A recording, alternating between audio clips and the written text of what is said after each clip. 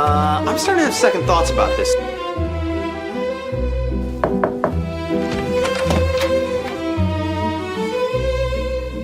What is the password? You may enter. That guy's not even wearing a mask.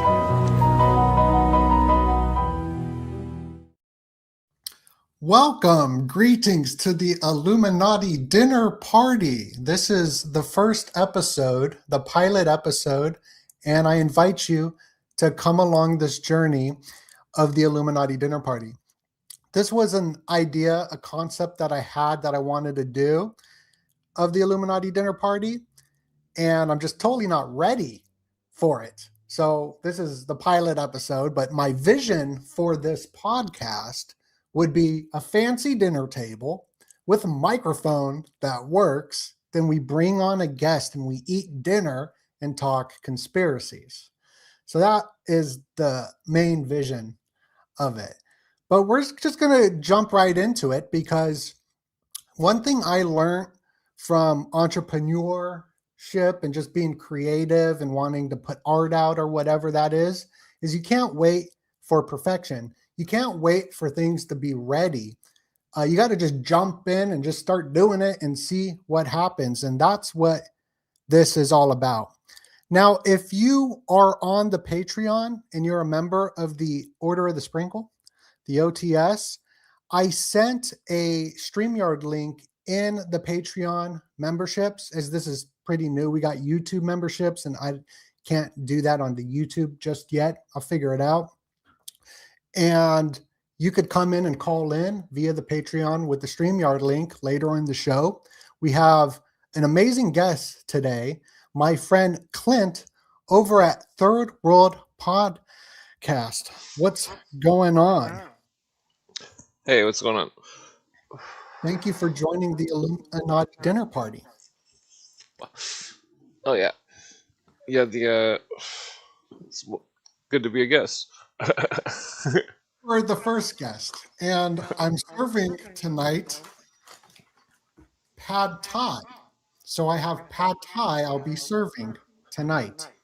Oh yeah. Let me get some of this pad thai, because I didn't want to get pasta. Pasta is very Illuminati and delicious, though. It's not Illuminati, but it's very symbolic because it reminds people of the innards, and the pasta would be the blood. And this is shown in the Stanley Kubrick films. And this imagery of Stanley Kubrick is quite Illuminati, right? So here's the scene, and thank you so much for the $26 super chat, Vampire Jack, saying it's mine and Taylor Swift's birthday today. Oh, damn. Happy birthday. Let's feed that kitty cat. That's amazing. And we'll get into birthday cake. We'll dedicate the birthday cake segment to you, because eating is very connected. As you see right here, this is a Clockwork Orange. And I got to feed that kitty cat. Every time we get a super chat, we get that kitty cat super fat. So thank you so much again, Vampire Jack. So here is the Clockwork Orange. And the scene before the ultra violence goes down, you see Alex eating the pasta, right? Stanley Kubrick did this on purpose because there's a id connection with, like, Freud goes over the superego, this ego and the id.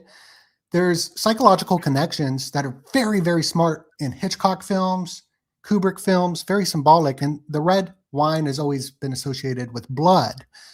And so they eat this right before he does the ultraviolence at the dinner party. And then it makes me think of Eminem, right? Who has this tragic story about him and his mother. And he spent his whole career dissing her.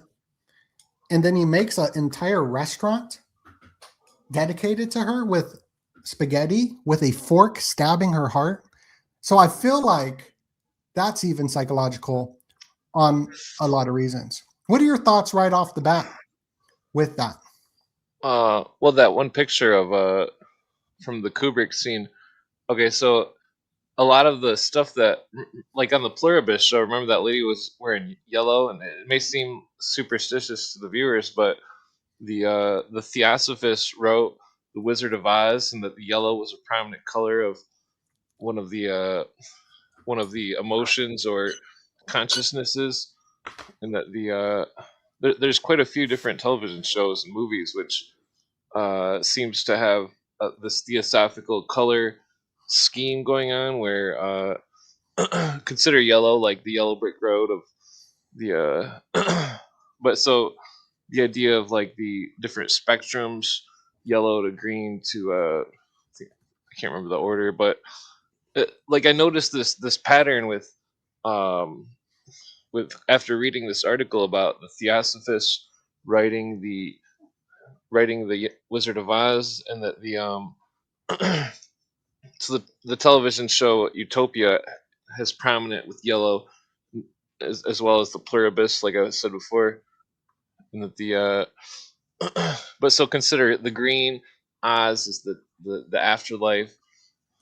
The Wizard of Oz, his name is, he's the middle acronym of Gomar Oz, Gomar Oz Daimar, which is one of the Masonic, well, one of the occult names of the acronym of God. And that it's interesting because the concept of the two-faced man, where Oz has two faces, and that it's shown prominent in the movie Page Master with Macaulay Culkin, where it's like half cartoon, half regular movie. It's very similar to the the the black and white of the Wizard of Oz, and then the color. But the Jekyll and Hyde character has two faces in it. He's Jekyll, and then he turns into Hyde, and that it's very interesting because right when that scene happens, uh, it all goes green. The whole thing is green, and that um, well, it's interesting because I noticed this pattern with the movies, like what is it? Back to the Future.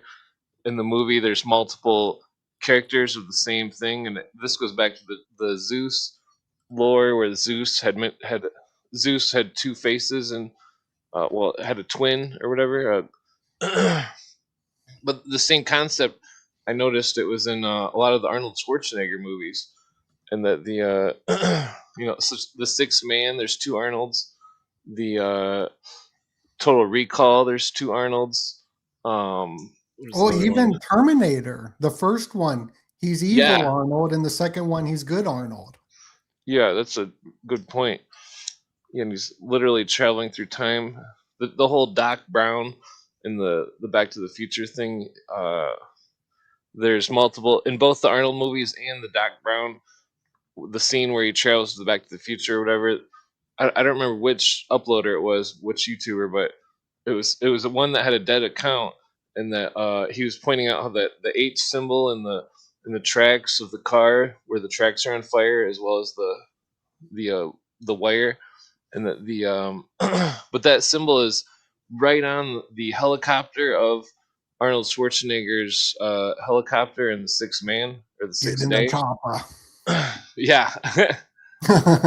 But like the idea of the Sixth Day, it was the title itself is like a biblical title, where it's like, and God made the week or whatever. The sixth day was damn, I forget how it goes, but Well, yeah, seventh day was for the rest. God created the world in yeah. 6 days and then rested on the seventh. And even Arnold, I think that these celebrities are put into films for a reason, like Leonardo DiCaprio, who's a climate activist, just like Arnold is. Arnold, huge Greta Thunberg supporter. And Leo was put into the Titanic movie, which is super sketch. The whole story of it sinking, with Astor being the prominent member of it. And he was in the End of Days movie too, which was also like a hell type of movie. Yeah, that symbol, that H symbol I was telling you about, was also in the End of Days movie.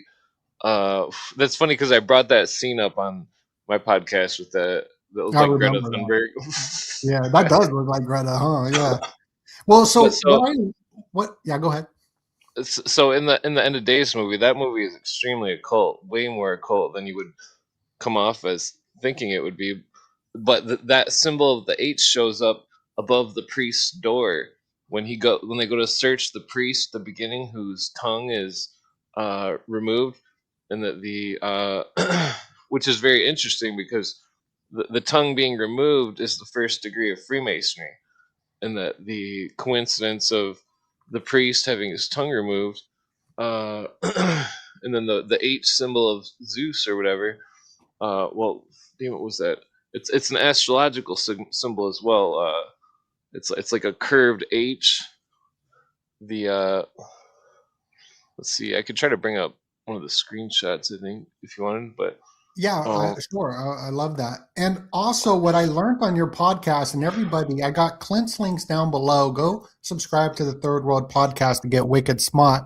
Something that you brought up a while back, which was interesting about the Theosophical Society, was the importance of the third degree initiation in Freemasonry, which is very important when it comes to the third degree because that's how many degrees there used to be. Those were the major degree system. And we see it all throughout baseball, right? Which is this yeah, esoteric game with 3 strikes, 3 outs, 33 there, but the yeah. three strikes you're out with the judge as well. Well, so I noticed. Okay, so I noticed this when I was reading chapter 3 of the Dark Side of Freemasonry, which is a great book, but I would say only 2 of the chapters of the book are really relevant. But I mean, it is a good starting point. The rest of the book, the writers are very religious, but like the so chapter 3, Alice Bailey is quoted as well as a number of other people. But so the the I know what I noticed is that she called the first degree of Freemasonry the fifth degree of wait yeah the fifth degree of her occult order, in which that degree was the beginning of the Mercury degrees, and so that's why it's the Blue Lodge, because it's for Mercury. But like or Hermes Trismegistus, or to the mystery schools and some of the esoteric stuff, Hermes is Jesus. But the but so it's very interesting because other occult orders, they have similar specifications of Freemasonry, and so what I noticed was that basically I had somebody come on the podcast who was an ex member of the OTO, and that he said that before he could join, he he testified on my podcast that before he could join, he had to and go to a Catholic church, and that he had to be baptized in a Catholic church. It's very similar to Freemasonry, where except Freemasonry is more loose about it, where it's you simply have to believe in God. But so but so Alice Bailey called those first 4 degrees of her order, which would have been she was equating the 4 degrees of her order to uh, four hidden degrees, which was in the Catholic worship, and it had to be that specific one because that was the solar worship, or the solar degrees that Alice Bailey called it, and that the it's very interesting because it's like, um, well, I mean, it leads to the consciousness cults.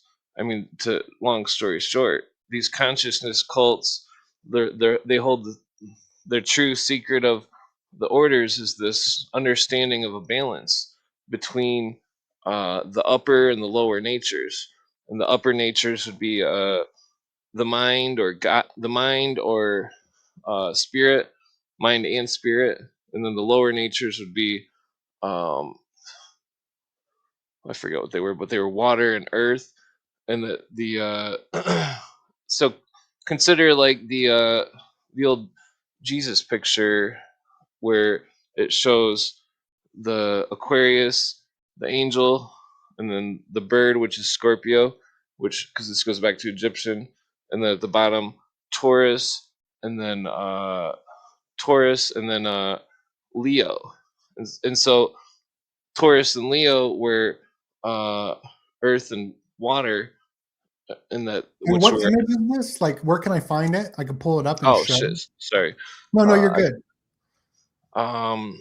it, I got It's to put fine. It's copy. fine. I just didn't know if it was an important symbol to show because I could pull stuff Yeah, up on. definitely. Let me yeah. So the two lower symbols, water and earth. Water and earth are heavier, and the upper ones, Aquarius and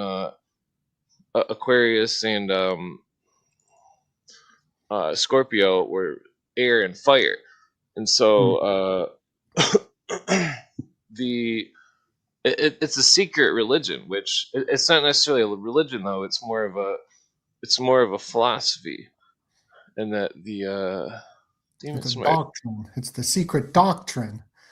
yeah. Well, I mean, Alice or Blavatsky, she didn't she understood some of this doctrine, but it seems like she was at the outer cusp because Oh, she was really? eventually expelled from theosophy. Yeah, here's the Interesting. image. Okay. Yeah, so so on the top right would be Scorpio because in Egyptian the scorpion was the hawk for the constellation, or the hawk was the the fire sign, or excuse me, the Scorpio is the fire sign, and Right. that this image is very. I was explaining this to Danny a few nights or a couple of weeks ago or something, where it's like, Shout out to Danny.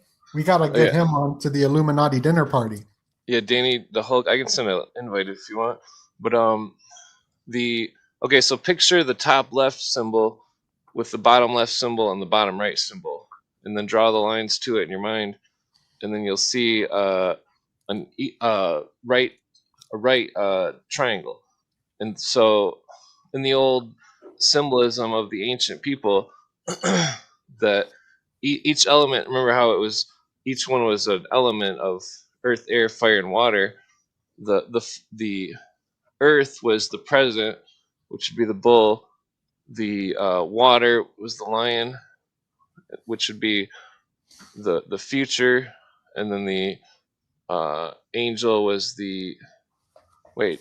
I think I'm mixing it up here, but basically, it's like the three elements would make the fourth element, and that. So imagine if the triangle folded over, and that it seems as though they had this ancient uh, symbology, which was had a pure simplicity, but also so you know the phrase in the Bible it says where it says talking about God, it says, "I am who was, who is, and for who shall be." I think that's how it goes. Damn it! I'm thinking of the Hebrew version, but I can't quite. But so that idea uh, was equated to the ancient past, present, future, and past, present, future, and what was that? Absolute, which would be the combination of the three. Well, we were talking about the yellow and the different color physics that are used in degree systems and even in these films, like you're saying, The Wizard of Oz. And we even see this in food products. And I just wanted to stress a little bit about the food products since this is the dinner party. Welcome to the Illuminati dinner party. And Burger King, like this is how we are being manipulated on such a high level that people don't even understand. But the controllers do understand this. Now, The Shining, that's also in the Bible, the word shine and shining, the shiny ones. And then Stanley Kubrick has his Shining movie, but the shininess goes into marketing and it's a prehistoric symbol in a sense. Like we see the shiny cake, which looks kind of like intestines in a sense. And this is sort of why there was this Dahmer erotic connection there that you'll see show up with him. And my kitty cat, this always happens, Clint. My cat is scratching at the door. I got to let him in. So I'm going to go to the next set, just a little short break real quick for a minute where we go into the segment. There's shows like the Whatever podcast, and one of the rituals that they do is they shame the women and tell them bad girl, bad woman. And then it gets a lot of views. So we're going to have my cat shame some women. So hopefully it gets us some new subscribers while I let that kitty cat back in.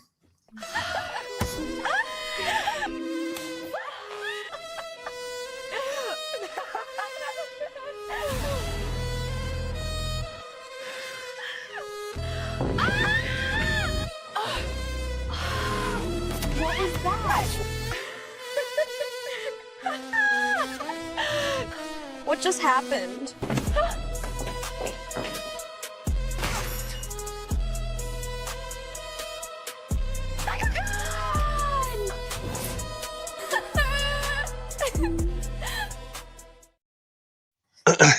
So hopefully that gets me some new subscribers because that seems to be a winning formula to go viral. So on this Illuminati dinner party, this is the first episode.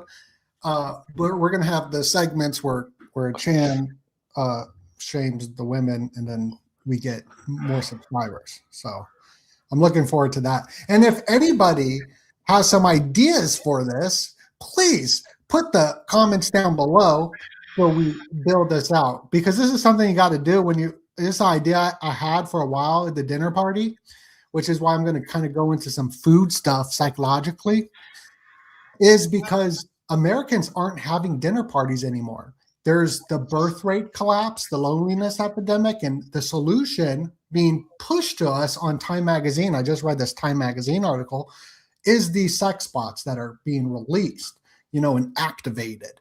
And this is just a big part of the whole agenda for universal basic compute of people that will own nothing and be happy as a battery, just like in the movie The Matrix, to be plugged in. But while they're plugged in, there will be a simulacra of a king and a queen. So they're going to live a life like a king and a queen, but it's going to be a simulacra of it, as they're going to be a battery, just like in the Matrix. Like those are like, it's like the plans. It's pretty nuts. So dinner parties, they went from 15 gatherings a year going out and people hosting about 15 as well. So 30 meetups in a sense is down to one dinner party a year. So that's sort of what got my mind going of these podcasts would be tight. Actually have Clint here in studio and guest, and could put do that. I don't know. It's just an idea. Just going. So the stuff with the yellow, Burger King, McDonald's, they're all anxiety colors, but on top of that yellow is the shiny glossness.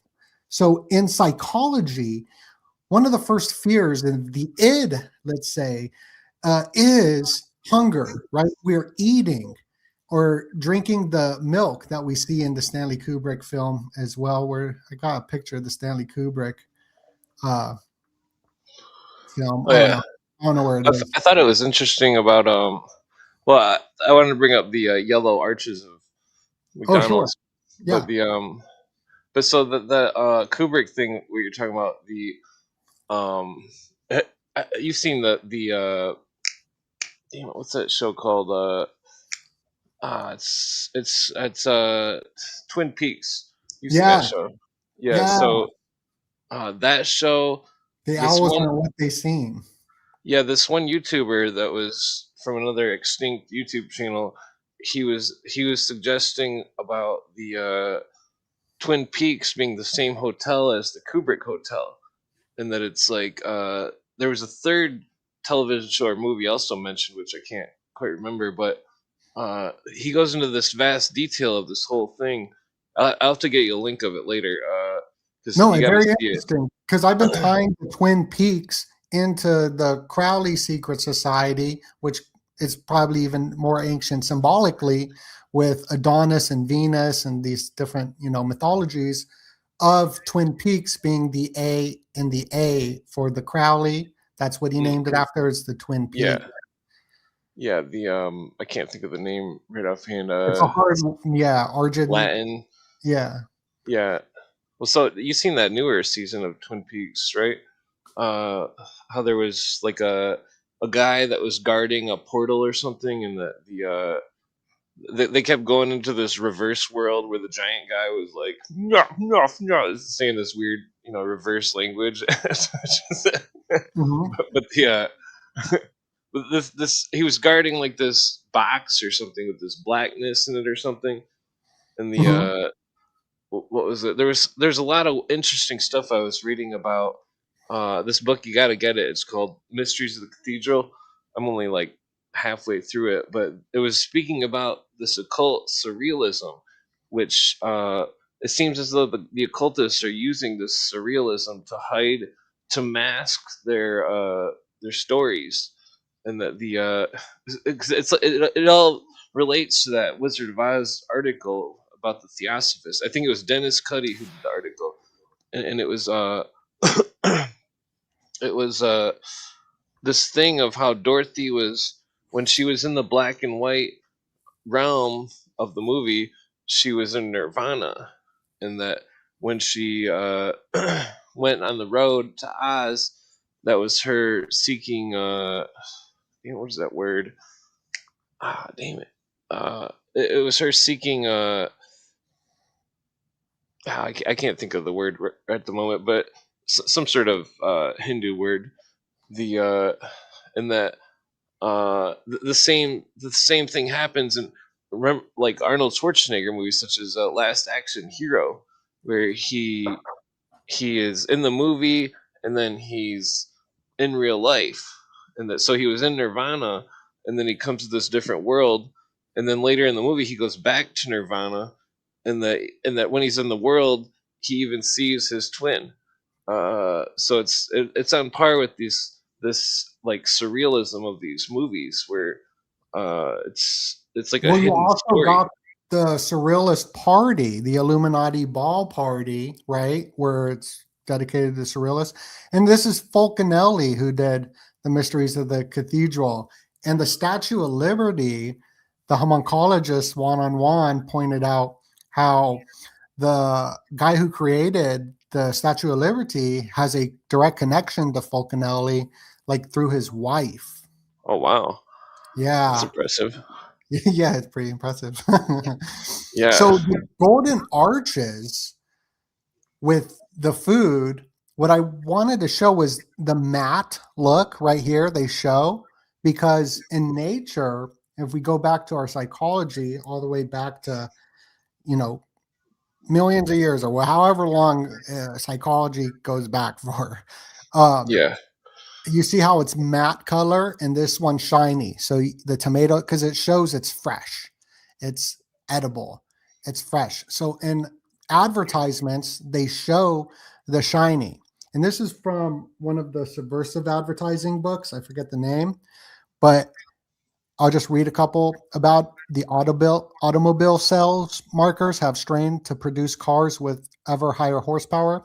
After psychiatric probing, a Midwestern ad agency concluded that a major appeal of buying a shiny new and more powerful car every couple of years is that it gives him, the buyer, a renewed sense of power and reassures him on his own masculinity and emotional need, which his old car fails to deliver. So the shininess makes psychologically people who like need to buy like the new cars and all that. That, I mean, I see it all day because I'm in, Scottsdale. Uh, it gives them a sense of masculinity because they don't have it from within, so they need it. And then it went into extroverts brushing their teeth in hope that they'll be bright and shiny. Now, this is an older book, and they're talking about cases in the 50s. The narcissism is on such a high level that they removed it from a disorder. So everyone has like a little bit of narcissism. I'm talking about narcissistic personality disorder, where it's a disorder, which a lot of people have. But the extroverts, they brush their teeth so it'll be shiny. Now all the freaking commercials for brushing your teeth is about the shiny smile. It's not about health and whatnot. So that's interesting. And so back then they were selling it a certain way, a clean mouth taste. It's about being clean, but now it's about being shiny. And here is just some of the ways of the shiny and the moisture and the dryness. It goes into arousal as well, the wetness. Here's this brand that's being promoted, just like methylene blue being promoted. And, we always get these grifts that come out in the Truther collective. This one is the nicotine pouches, but look how they're selling it. Moisture matters. Say goodbye to dry. And then you look at the symbols in it. It is pretty funny. And this one's called Alp. And since we're coming up on Christmas, that's where we get the word elf. It's through Alp. And what Alp meant was a vampiric incubus. So when people are having the Alp, the names are named after these gods and goddesses and mythologies with the food, whether that's Sobe being Sobek. So it's crazy. Or there's another one. Sobek meant 7. I found out. I didn't realize I was in. I muted my mic just because I was taking a drink of my soda. I'll read a couple things that the ChatGPT spewed off to me. Can't trust the ChatGPT, so I'm actually reading Sigmund Freud's book on the ego and the id, but it should have been called the ego and the id and the super ego. And the super ego is where we get the guilt and the shame. It's the authority figure of the authorities when you're growing up telling you, you need to be like this, you need to be like this. And the ego stabilizes and protects it from that. And then the id is more of like the survival stuff. So with the shiny stuff, like you even hear pimps talk about their shiny cars, so there's this vampiric relationship between the master and slave dynamic of the Hegelian master slave dynamic of the pimp and the hoe. And that it's all about bling bling and shininess. And bling bling. Bling. Every time the song. Every time I come around your city, bling bling. Bling. Every time we could go into, if you want to, a freestyle session later. We'll definitely we'll get into the freestyle. So on the Illuminati podcast dinner party, we'll have the freestyle sessions as well, and where I'll play the beat. This one's called Cthulhu in My Fish Tank. This is the concept I'm developing, where you got all the gangsters, robbing and all that, but then this guy has Cthulhu in his little fish tank that he summons, and then he fights the gangsters with it. Nice. That's the concept of it. I don't know if you heard my Weedum Koi song, which was a remix. No, I haven't heard that. It's literally, I was stoned at the time. I'm sober now, but I made a song and I did all this research on koi fish and their scales and what, where they lived. And then I made instead of Weedum Boys, it was Weedum Kois, and I made the whole song.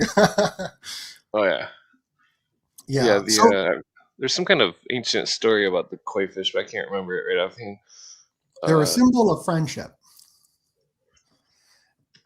And so the shine, just to talk about how its biological signal is, the shine shows that it's wet, it's fresh, it's alive, it's valuable. We see this with fruit, even with people's eyeballs, right? They're glossy, or meat, it being all fresh and shiny. So that goes into the symbolism, but also the mantis as well. people have wrote in about the mantis being the first like feeling of anxiety, because during the mantis mating, the mantis will get the nutrition, decapitate the male on their dinner date, eat him for dinner, and procreate. So, like symbolically, the mantis, but then we have zombie movies, right? Where Yeah. everybody's getting eaten. We've shown how Stanley Kubrick films, they're eating the spaghetti right before the ultraviolence.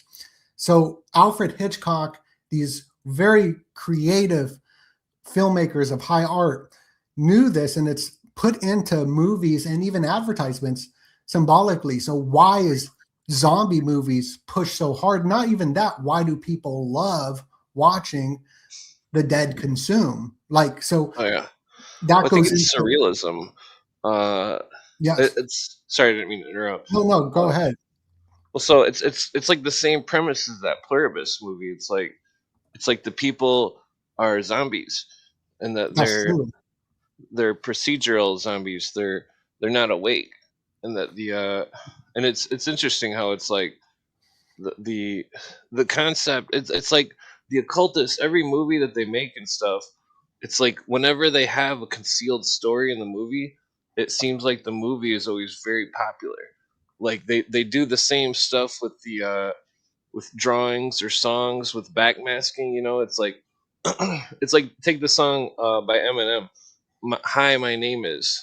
When they do it in reverse, he says, "It's Eminem, it's Eminem," and I think that they knew about that and they put it in there to. Absolutely. Absolutely. Yeah. Eminem's full of symbolism. And here's a surrealist painting of Salvador Dali called The Autumnal Cannibalism of 1936. So, like the idea of cannibalism, especially the mantis, it was very prevalent. And this is one of the paintings on cannibalism. As you can see, he's got the fork and it looks like an Ouroboros of them eating each other. Even that symbol of the swan of one of them secret societies, where the swan's getting eaten by the kids. Yeah. Well, so this idea of the mantis, the female eating the male, or this consuming the so it's interesting because it's like the Illuminati, they formed in 1780 something. There was a letter that was I think it was in John Robeson's book Proofs of Conspiracy, and it was stating how they had created a female Illuminati with two classes, one of escorts, quote unquote, and then the other of high knowledgeable. I can't think of the word, doctor women, basically, but like it's like they knew they could. Part of their goals was to destroy the family life and to destroy the family unit. And so the system that they created over time after America had basically fallen to the hands of internationalists, and that the system they created with how the government controls people's families and stuff. This whole thing is well, basically Illuminati goals of to uh, entice the female to go towards selfishness, and then it's very interesting because it's like this is how uh, the internationalists, how they destroyed communities of impoverished people all over the country when I think it was, I'm trying to think of what year this was, like 1973 or 4. The first city was Kansas City, and that basically they offered free apartments for families as long as the father was not in the picture. And so through basically engineered socialism, they systematically destroyed families. And this is how the hood was created, was in Kansas City. Uh, Oh, and then really?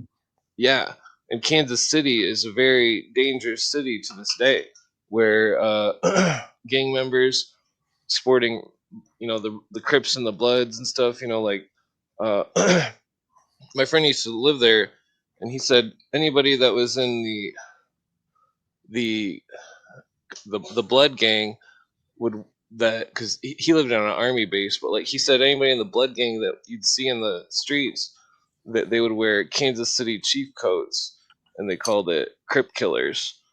And Oh my the goodness. yeah, like but so that whole situation has occurred across the country in every major city, where systematic crime has been engineered through socialist engineers who started with the family, created court systems, which basically it's they they deleted the father from the scene of major households across the United States for the last 75 years. Well, 45, 50 years. Yeah. Yeah, that whole symbolism, I like to bring on somebody to cover the occult symbolisms of the different gangs because that Oh, yeah. goes deep. But yeah, here's some mantis stuff. I've been studying the mantis aliens for a while, and this guy, he had this experience where he was getting straddled by this gray alien, it looked like, that was in control of the mantis, was actually like watching from the corner of his Manhattan apartment. And it's very interesting, the Oh, mantis yeah. stuff. People see stuff all the time, like the machine elves. Speaking of Alp, Oh, and yeah. this is an image of my new I heard you talking about documentary. that the other day. It's funny because I'm a witness. I'm a first-hand witness. You've seen the machine elves? Well, I've seen a lot of different stuff. This is like over 10 years ago when I used to be into the psychedelics. That's The Tequila in the Fish Tank for the album. You heard about the mantises?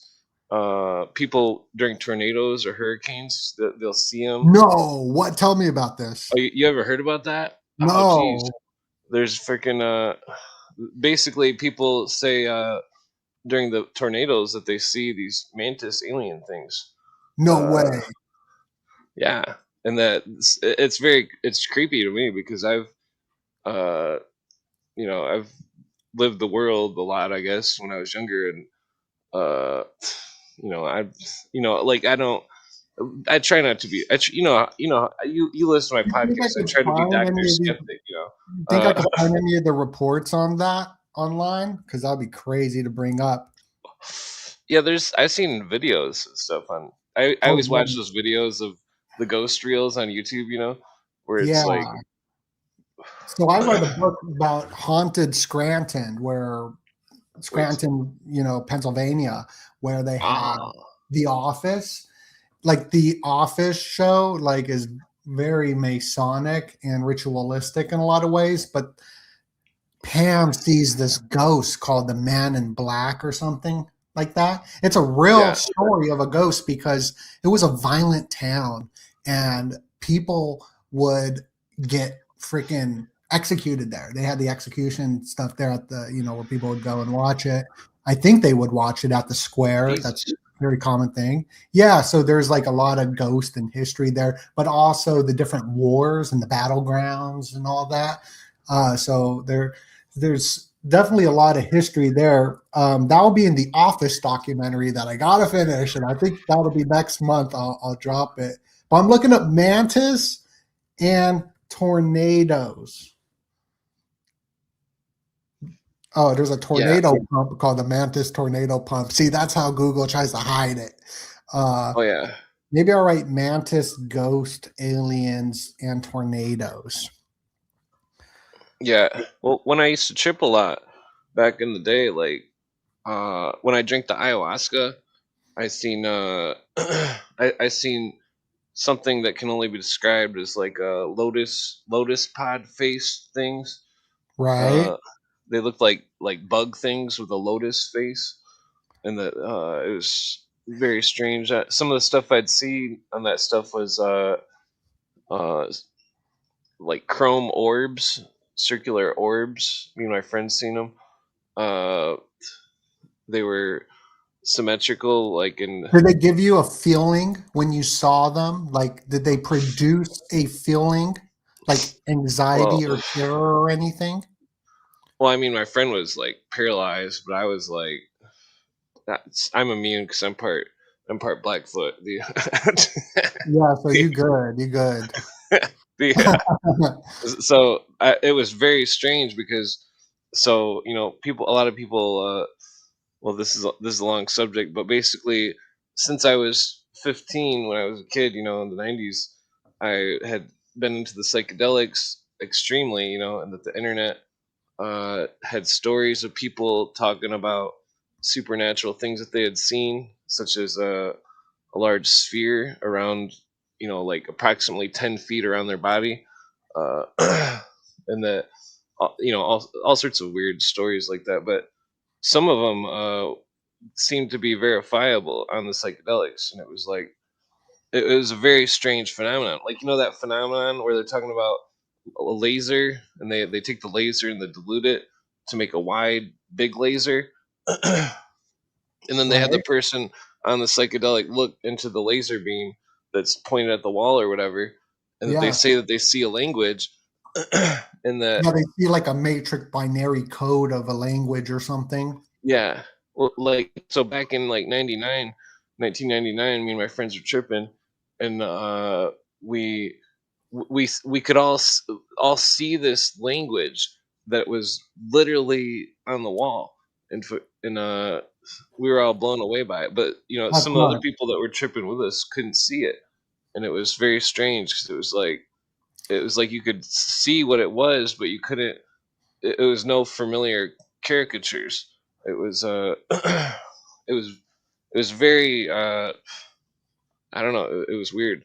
That's wild. Yeah. So, I've been doing all this research on that stuff. I mean, it gets nuts. Now, we have a guest. Zenda has been in the back room for over an hour as a call in. So, Zenda, just a heads up.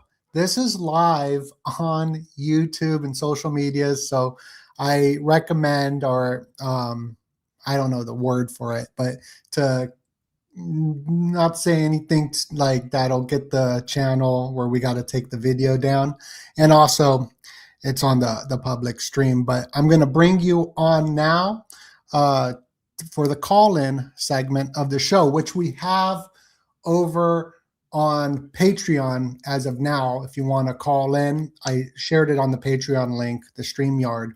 I'm still trying to figure all this out, how we're going to do this show. But Zenda, how are you? Good. How are you? Very good. Thank you for calling in, and thank you for your support. You bet. How are you liking the Illuminati dinner party? That's pretty fun. Yes, I'm eating pad thai. So I would serve you the pad thai, but we're digital right now. Are Yeah. you consuming some nutritional food? No. Okay. That's okay. That's okay. So what's on your mind? Oh, I don't know. I just saw it. It popped in my email, and I thought, well, this looks interesting. So I thought I'd hop on. I appreciate that. Do you have any questions for the guest or anything that you'd like to add on to the conversation? I can't think of anything right now. Well, I appreciate the support. Thank you so much. And if you have any recommendations for the show, let us know. Okay. Thank you, Zenda. You're Yeah. awesome. Thank Thank you. you. So that was Zenda. We got the StreamYard link over on the Patreon. As you can see, this Illuminati dinner party is still in the apartment. But one day we're gonna have a table and microphones and multiple cameras, and then maybe we get a chef, and the chef will cook something, and we'll be like, yo, I don't know. It's just the thing That's is funny. I've been wanting to do this for months and months now. And it's like, if you just don't just jump in and do that, then it just never gets done. Like Weird. perfectionism is is bad. It's a bad day. It's not terrible. Like you probably want a perfectionist as a heart surgeon, but not so much as a perfectionist where he doesn't even do the surgery, So that's the thing. Yeah, I've been So wanting to do a skateboard video for like 10 years. yeah, I want to do a skateboard video as well. I was thinking of doing an AI skateboard video. So here's some more slides on food and the mind control behind it. People must be controlled by manipulating their instincts and emotions rather than by changing their reasonings. And now this is about advertisements, this book. It's about the subversive methods of getting people to purchase something. It's pretty much propaganda. Like Edward Bernays wrote the, foundational works of the propaganda in that book. But I mean, the National Socialists, they were using the propaganda as well, because propaganda and misinformation and disinformation all leads you to a purchase or a vote or a not taking a vote. That's how you can see what misinformation is and disinformation. Here's some pictures of the Surrealist ball. We were talking about the Surrealist connection to Illuminati.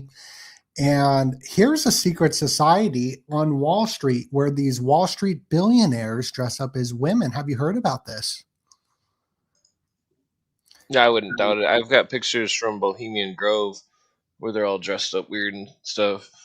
They do that there too. Yeah, they dress up. There's the movie about Bohemian Grove, and they're all dressed up like women. Now, I like it when Monty Python dress up like women. I think that's pretty funny. Well, so what I've noticed here is that there seems to be with the occult orders, there seems to be two different orders, and it goes to that lower and upper natures thing, where it's like the Luciferians. This is why the Luciferians always get mad when you call them Satanists. But they don't worship, but they practice the upper natures, aka spirit and mind, and that the and then so the orders like Crowley's orders or the Bohemian Grove that are basically Satanists, but it's not necessarily that they worship a Satan or something. It's that it's just a generalized term for the occult orders that practice the lower natures or exercise the lower natures. So that's why they're having sex and stuff. But So like, here's, oh yeah, why are they doing it? but well, so them having the act of sex is them embracing their quote God, but their God quote unquote is not the God that made the universe. It's that fraternity that you just had on the screen. That was I've got that in a book where it says it's well, the word that So, we shall not say. yeah. So this is that Wall Street secret society where they dress up like the women that have been showing in the pictures. And there's a ton of them. Like you even had the Cash App founder. He was going to the underground parties, just showing just different ones. Even Tony Blair has a secret club. Tomorrow, everybody look out because I'll be going live with Matt Arrett to talk about the Order of the Garter. And we're going to tie it into lockdowns. It's going to be nuts. So look out for that. And I think we're even going to have Anya Saru on as well after that show. So we're going to have multiple streams all through the weekend. So it's going to be fun weekend. But the Order of the Garter, I'm very fascinated to hear about that, society. Yeah. So page 355, New England and the Bavarian Illuminati. It says I just quote it real quick. Yes. I don't know if that's the right. Hold on. Oh, damn it. Okay. Yeah. So there's two excerpts of it. Let me just. Well, basically, one says Phi Beta Kappa, a branch of the Bavarian Illuminati. supposed to have been established in America. I'm trying to find where it says that rest of that. And what book is this you're reading from? It's New England and the Bavarian Illuminati. I can send the link real quick to you guys. I'll find it. I'll put it in the private chat. Yeah, so basically, so to the Masons, me and Danny talk about this stuff. To the Masons, so the true Masonic Lodge is not the Illuminati. The Illuminati is something that moves through things, and that the and that basically I've traced the Illuminati to the Hashashim, and Oh, then for sure. but the problem is that the Hashashim split into two, and that I still haven't uh, found the exact data. Well, it basically it's like it comes down to this thing where that the good side of the Hashashim went to the good side of the Templars, but then the bad side of the Hashashim may have also went to the bad side of the Templars. But because I've also noticed this division with the Templars, and so this is relevant because of because of what Freemasonry is that Freemasonry is Templarism in the traditional sense, where basically Jesus was Hermes and all this stuff. But well, I mean that's a long story. But so Well, yeah, the uh, top degree of the Masons is the Templars. yeah, but so it's like the Illuminists come into effect. Well, the true Illuminists basically with Weishaupt and his order, it was called the Egyptian Rite, and that the Scottish Rite, and that but so it's very interesting because in the books, I'm trying to think which I'm book gonna that have to was, check but out this book. well, it was stating that that it wasn't Weishaupt who was the key head of the order. That Oh, I'm trying to really? think. Yeah, it was another. Damn, it was the. I'm trying to think of the name of it. It's I always think of the wrong name. It's there because there's one that's Knigge, Yeah, Knigge. yeah. I call him Kennedy. He's my favorite Yeah. one.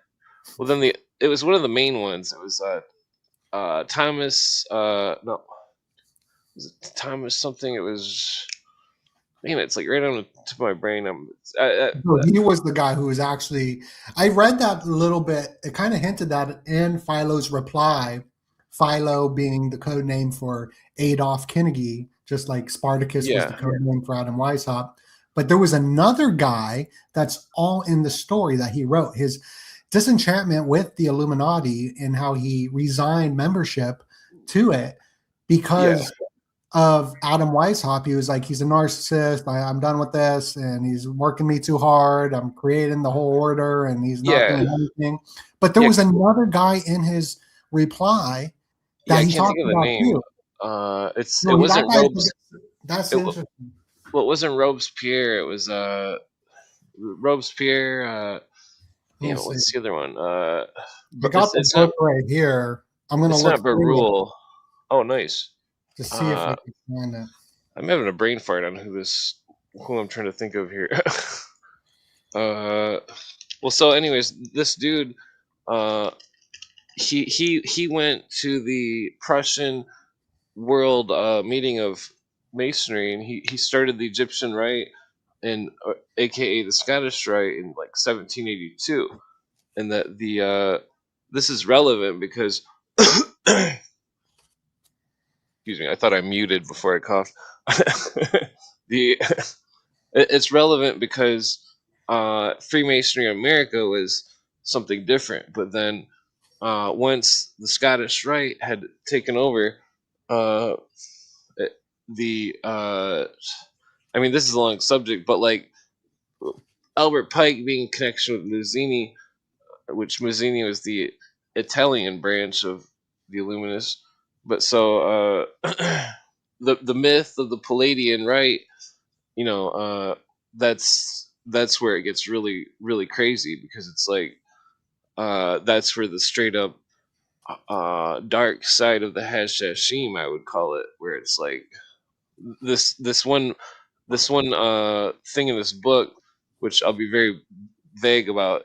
The Robeson book, John Robeson, uh, Proofs of Conspiracy. I think I've talked about this on my podcast before, but I don't know if you've. And I'll be very vague with it, just so it's But basically, Robeson says that it was imagine like a mafia scene where they're testing how far the initiate will go, and that they had basically told the initiate that there was a betrayer of the order, and then they had convinced basically that they brought a goat in, and that the person had the the goat, and that thinking it was a betrayer of the order, and it was it was synonymous with like mafia stuff, and it was like it Well, was that's what very George dark. Maxwell talked about a lot, about the mafia and secret license plates that they got.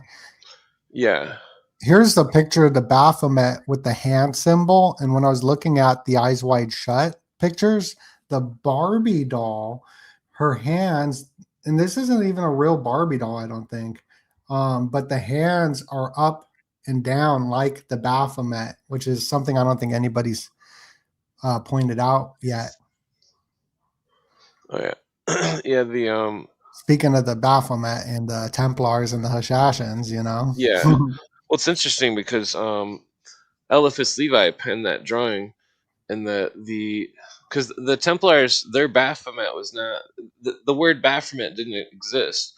That it was they had a word that was Pope Muhammad, but Pope Muhammad wasn't Muhammad like in modern times. Pope Muhammad was a symbol, which was an anthropomorphized three-faced person, and that it was a symbol of the past, present, and future, and which is interesting because it goes back to ancient Egypt with the lion. But like the Baphomet character that Eliphas Levi penned, he was I think that he was part of a Roman uh, a Roman psyops, and that Oh, the big time. psyop. Yeah. He just pretended he was a rabbi, and he's not. He's not even Jewish. They just do that to Yeah, that's cover up. that's the MO of the Illuminists. Uh, Absolutely. th- Right it, here, yeah, Eliphas Levi, he was a writer pursuing his career in the Catholic Church, but then they like, no, he's a rabbi. yeah, Okay, because nobody's going to look into it. yeah. All the I learned original that Illuminists from were Catholics. Oops, sorry. no, I learn all these things from podcasts like yours and others. And I got to remind everybody to go subscribe to Third World Podcast. You do streams all night and read these books, and I mean it's wicked smart. And I appreciate your show a lot. Oh, thank you. Here's just some images going back to the food and the fear, because they start this movie off with the milk, which goes back to the id and survival, when we're born, and some of the first fears that we have, like in the psyche of the food. So the food part is super important. And then when I think of the id, they got the digital IDs, and it reminds me of the digital ids, right? Which is probably something there. I'm not sure exactly what, but in the scene of Eyes Wide Shut, where they do the Illuminati dinner party, they're not eating food. So you know that this isn't a legit Illuminati party because we're eating pad thai. But during their Illuminati ball, there was no food. And this guy pointed it out on his YouTube channel. There's no appetizers. So I thought that was a pretty good find, which is symbolically saying something. And here's the Surrealist party of the Rothschilds, just going into the Surrealist paintings. And these pictures of the Surrealist ball, they're Surrealist paintings within a picture. So it's a picture, but it's a surreal, like it was organized the way that they took the photo. So right here, Salvador Dali, the red cards he's holding, is blending into the table, and she's holding red cards, but it looks like she's holding nothing. So just like the way that they took the photo, it's not like they're just taking a photo. It was all set up to be, uh, interesting. So Yeah. also I've been since the beginning of my channel, I've been talking about how Trump sat down with Xi and talked about the beautiful chocolate cake, as this is right when President Trump became a president, right? This was huge. And this is like, a guy on TV, a reality star, and he's now in the political realm. And he carried out the serious strike, and he killed this guy um, while they were eating beautiful chocolate cake. And I was like, wow, that's very setting the stage up symbolically. When you look at these like movie scripts, and I'm like, man, there must have been like an esoteric meaning to the beautiful chocolate cake. It's something I've always been looking at. You got the Mm. cakes with Marilyn Monroe, or the Illuminachos, Doritos, Jeffrey Dahmer eating. I showed the Illuminachos.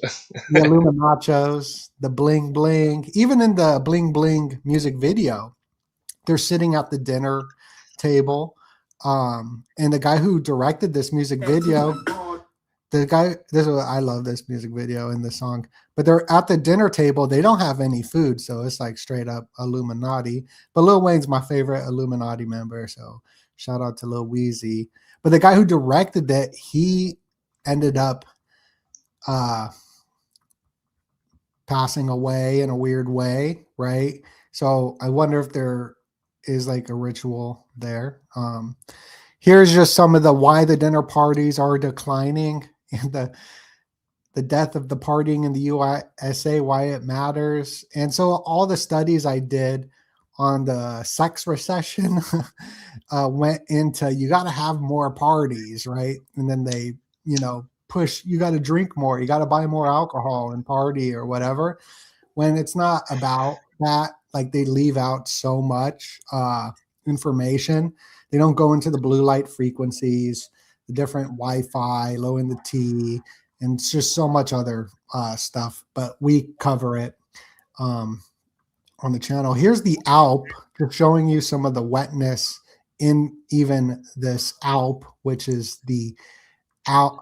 This is an Alp right here. So Yeah, that's interesting because I think you were. I don't remember if you were linking this to the elf thing. yeah, Uh, Elf. Oh, not ALF. no, Yeah. not Well, out to so the alien life form Alf. yeah, so that was a play on words of EBE, extraterrestrial biological entity, and that Interesting. the EBE was well, it's interesting. I got my alien slide. If you want to, well, it's alien/occult slide. Let me give you Oh, heck yeah. the EBE part. Okay, so if I just hold the button real quick. Okay, there we go. Okay, And with so CERN, I think CERN that also like resembles the octopus. this slide is okay. I start on this slide usually. They're not in the proper order. Okay, so this. Well, I've only done the presentation like once, 2 practice runs. Okay, but this is stuff that I've been reading and learning about for since the '90s, because I used to be a huge X Files fan, and oh, I got the mouse in front of it. Okay, so this is relevant because it Oh, was before you start, I want to say thank you, Vampire Jack, for being a member for 5 months. And he says Gen Z is the best looking generation. Why aren't we having any parties? That's hilarious. And then we also had another super chat, I think, a new member. Thank you so much. Welcome to the OTS. Willow Dream 1786. Wanted to give a shout out before you start. So thank you. Thank oh you. yeah the okay, so Halliburton, I think, was the company. Wasn't that Dick Cheney's company, I think? or he was involved with it, but that's irrelevant. Halliburton made this ad in a magazine. William Cooper points this out in his episodes, and that basically it's like when you look at this, you think, what is the motive?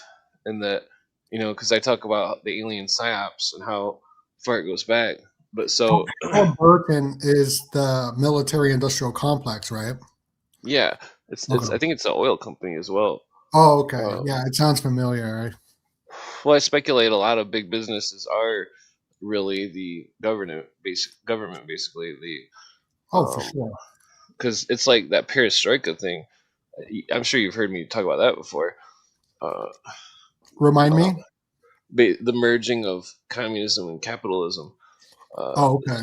socialism and capitalism, basically, and that the but so the alien psyop, though, it's been going on for so long, and that that's not the right one. Oh, is that the Skinwalker?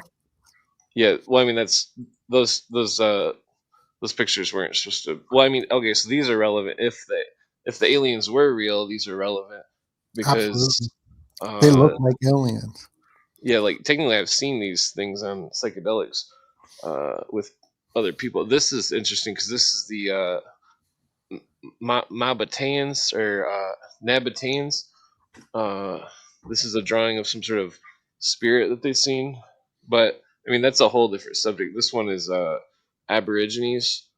Uh, but so this is EBE, and there's a video which I should have grabbed, but so EBE was what they said uh, was what they found at Roswell or whatever. But like the official story, they claim like there was three and two of them passed, and that they were able to catch the one, and that they would.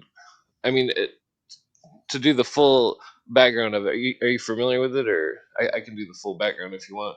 Uh, EB. This of the alien is named EBE. yeah. There was a video. And this is Uh, where Alf is coming from, is from this alien. Is yeah. this what they did the surgery on? Well, after it passed away, supposedly, but like they said that if it's all real, keep in mind they said that the characteristics of it was telepathy, and that the thing was reading their minds, and that it was Yeah, lying to them, and precognitive sentience. yeah. But this is if it's real. But see, because we don't know if this is. I mean, that's the thing where it becomes very bizarre because it's like, I've seen 3 UFOs, and I don't think they were. I think they were piloted by humans, but because I don't believe in aliens, but the possibility, you don't want to underestimate your enemies. If there was such a thing, as aliens. I've seen an entire city turn green once when I was driving late at night, Oh wow, bathed in a green glow. Yeah, interesting. Well, it so wasn't a city; it was a town. well, I mean the full stuff that Cooper talks about. He says that in the classified documents that there was a secret government formed, Majestic 12 or Majesty 12, Yes, the MJ-12. Yeah, which consisted of like the NSA, the NSC, the and a Collins bunch of elite. and that they claim that there was a treaty made where the aliens could supposedly abduct people from national forests and experiment on them, and that this conspiracy is huge because Well, you I got all mean, those people missing from the forest yeah, too, and also there could be hyperdimensional portals in the forest as well, like with the Bigfoot cases of. yeah. Well, that's where these cults come into play because, like Scientology and all sorts of different alien cults, Mormonism, uh, these Illuminist cults claiming they're contacting on a Great Lodge in Sirius. Uh, Right. the There's concealed alien war. stuff all over the place. Oh, right there. Yeah. So this was right here is the FBI and the cow. I did an Illuminati cow presentation and Yeah, digged into this. This was put on by Schmidt, who was the guy who took the picture of the blue marble of Earth, right? So this guy was the FBI, and so the FBI was putting on these cattle mutilation conferences run by this guy who does the Illuminati hand sign on his Wikipedia. Yeah. Yeah, there was a fluid there that was, I can't remember if it was I'm pretty sure it was a helicopter coolant fluid or something that was showed up on a black light called, and the fluid was called Tazaran or something, but I traced it to this company called ARAS, ARAS, and it had a symbol that was three lines, three red lines making a partial pentacle, a partial star, which I thought it was relevant. But so, because there's a lot of secret businesses that are actually fronts for intelligence agencies, such as Cooper points out, Gray Advertising of London, and that like it's before I, but so these cults though that have this secret consciousness or alien religion. It doesn't matter which cult it is. If they're an alien cult or a consciousness cult, they both have uh, the same MOs all around, and that their MO is one thought, and that the this idea of people that are Oh, just lost him. He'll come back. Maybe I'll message him.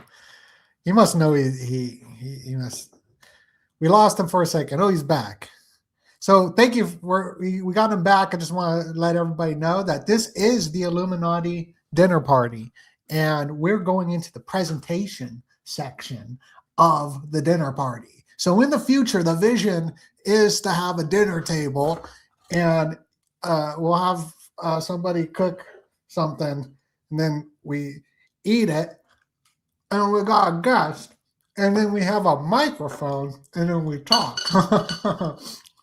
So if you're liking the Illuminati dinner party, please put your comments down below of what we should do to add on to it. I really like when Chan was shaming the models. But anyway, welcome back. Can you hear me okay? Are you there? Are you there? This is why in the Illuminati dinner party we're gonna have. Let me see if Clint is he there. Yeah, okay, he's there, but he's kicking it somewhere else. But that was interesting. That Illuminati cow stuff is interesting. I'm very interested in the different animals, and so this Alp, right? This is being promoted right there. You see all the wetness that we already covered, and it's the Alp. So there's another incubus. This did not do well, though. I shared this and it did well. Welcome back. Okay. Sorry. You can hear me okay? Yeah.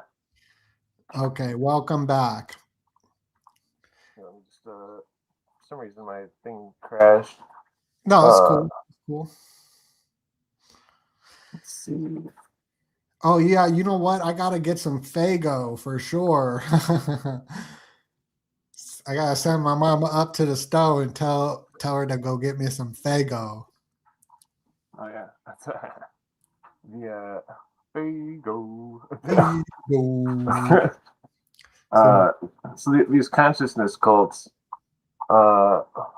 This this thing with the crop circles. It's interesting because this symbol is a prominent symbol in the occult. Notice the inner star, the 7-pointed star of the OTO, in that. So And Nature Boy, we'll get you up on the next dinner party, 100%. Oh, is that the continue, same sorry. Nature Boy that does the Third Rail podcast? Yeah.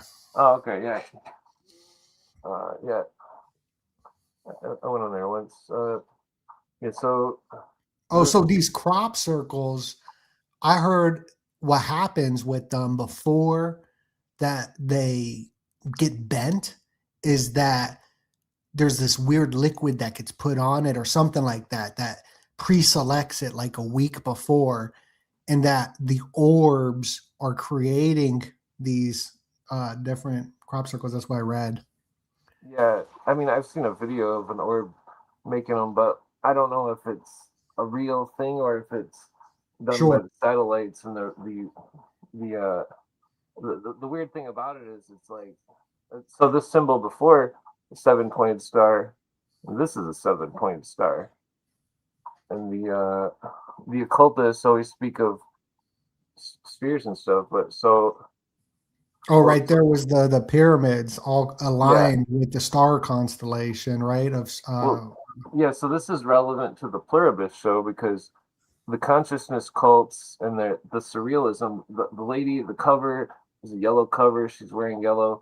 It's got the theosophical surrealism, and she says that the wavelength comes from Cygnus, and that this is the pyramids with Cygnus, the constellation, in red superimposed above it. And so, because it's like the mainstream always says it's Orion, but Cygnus fits better. Uh, and so, and it's interesting as well because some of the Eastern star lore is about Cygnus, uh, the Eastern crux or cross. But like, yeah, in all these different pyramids, in all these different temples that were built, like all over the frickin' world, even in the ocean, you can't even slip a piece of paper in it. So it's as if they were hiding from something or even containing something as well. I've read in a book.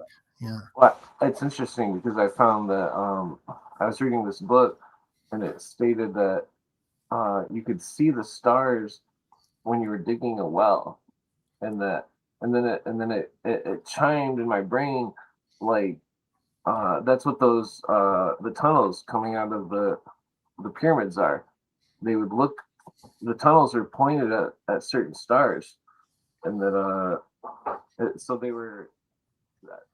It's interesting because it seems like a culture from far away went to Egypt to build the pyramids, and that they built them to as an observatory, and that they chose the spot because it was a dry desert.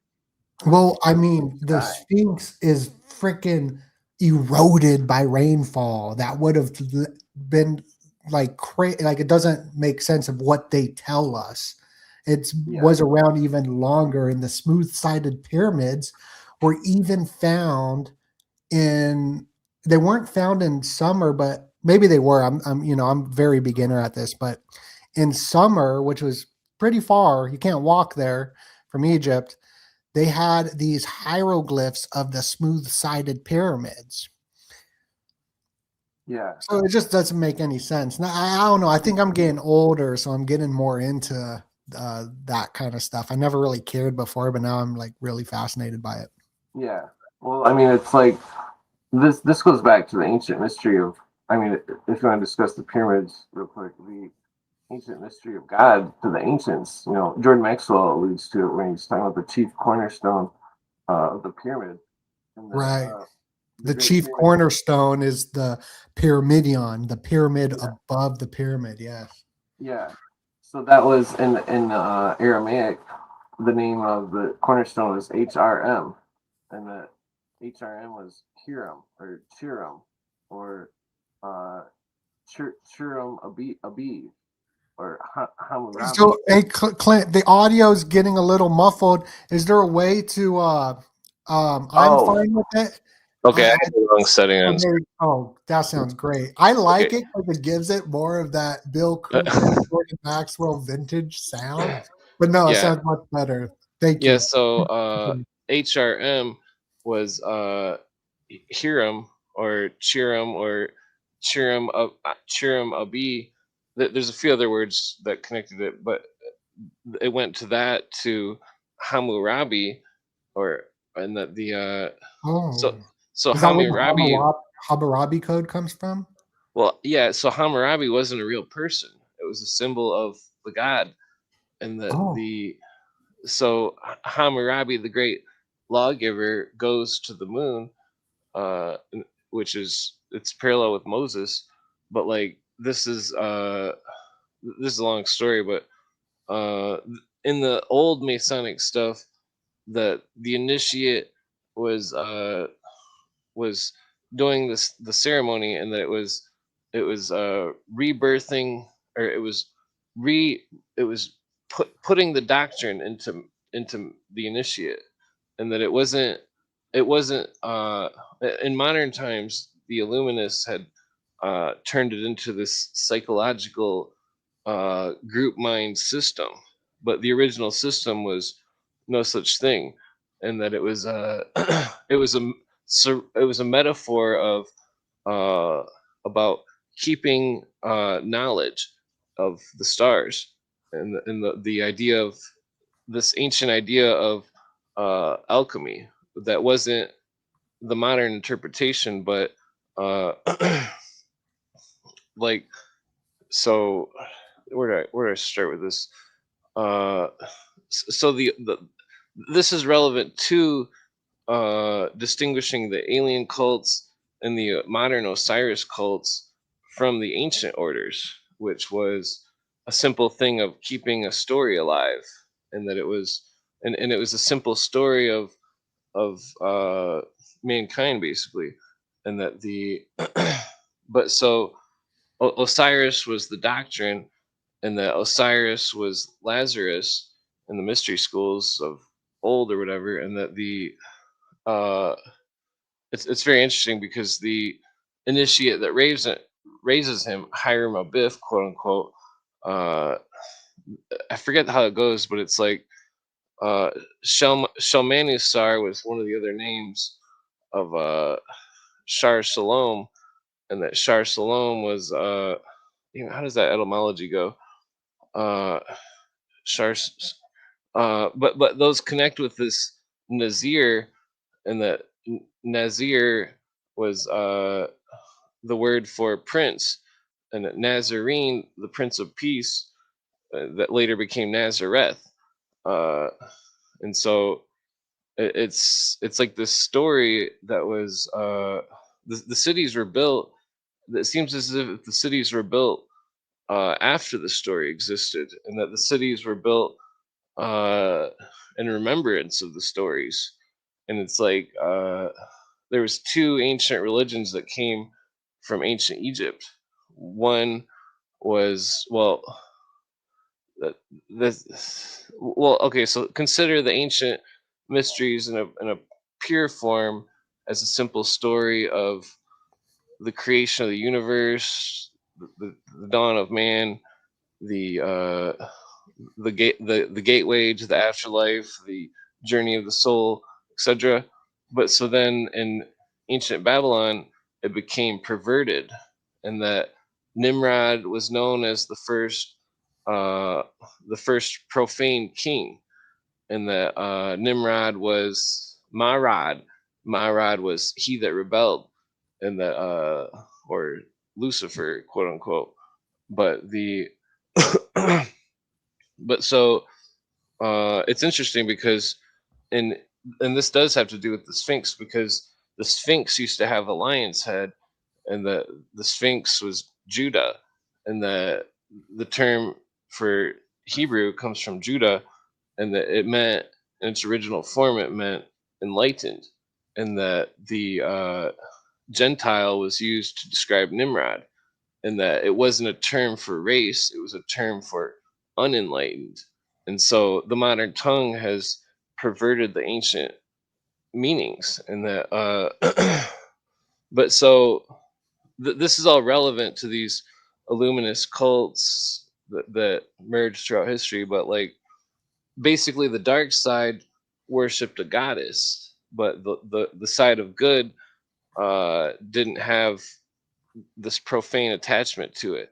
And so when discussing the Illuminati, uh, the it's said in the books that Weishaupt and all of them, they were resurrecting the profane worship. Well, they were resurrecting the concealed worship of Isis, and the like how Blavatsky Isis unveiled, because her secret doctrine is different from the doctrine of the old Egyptians. But so this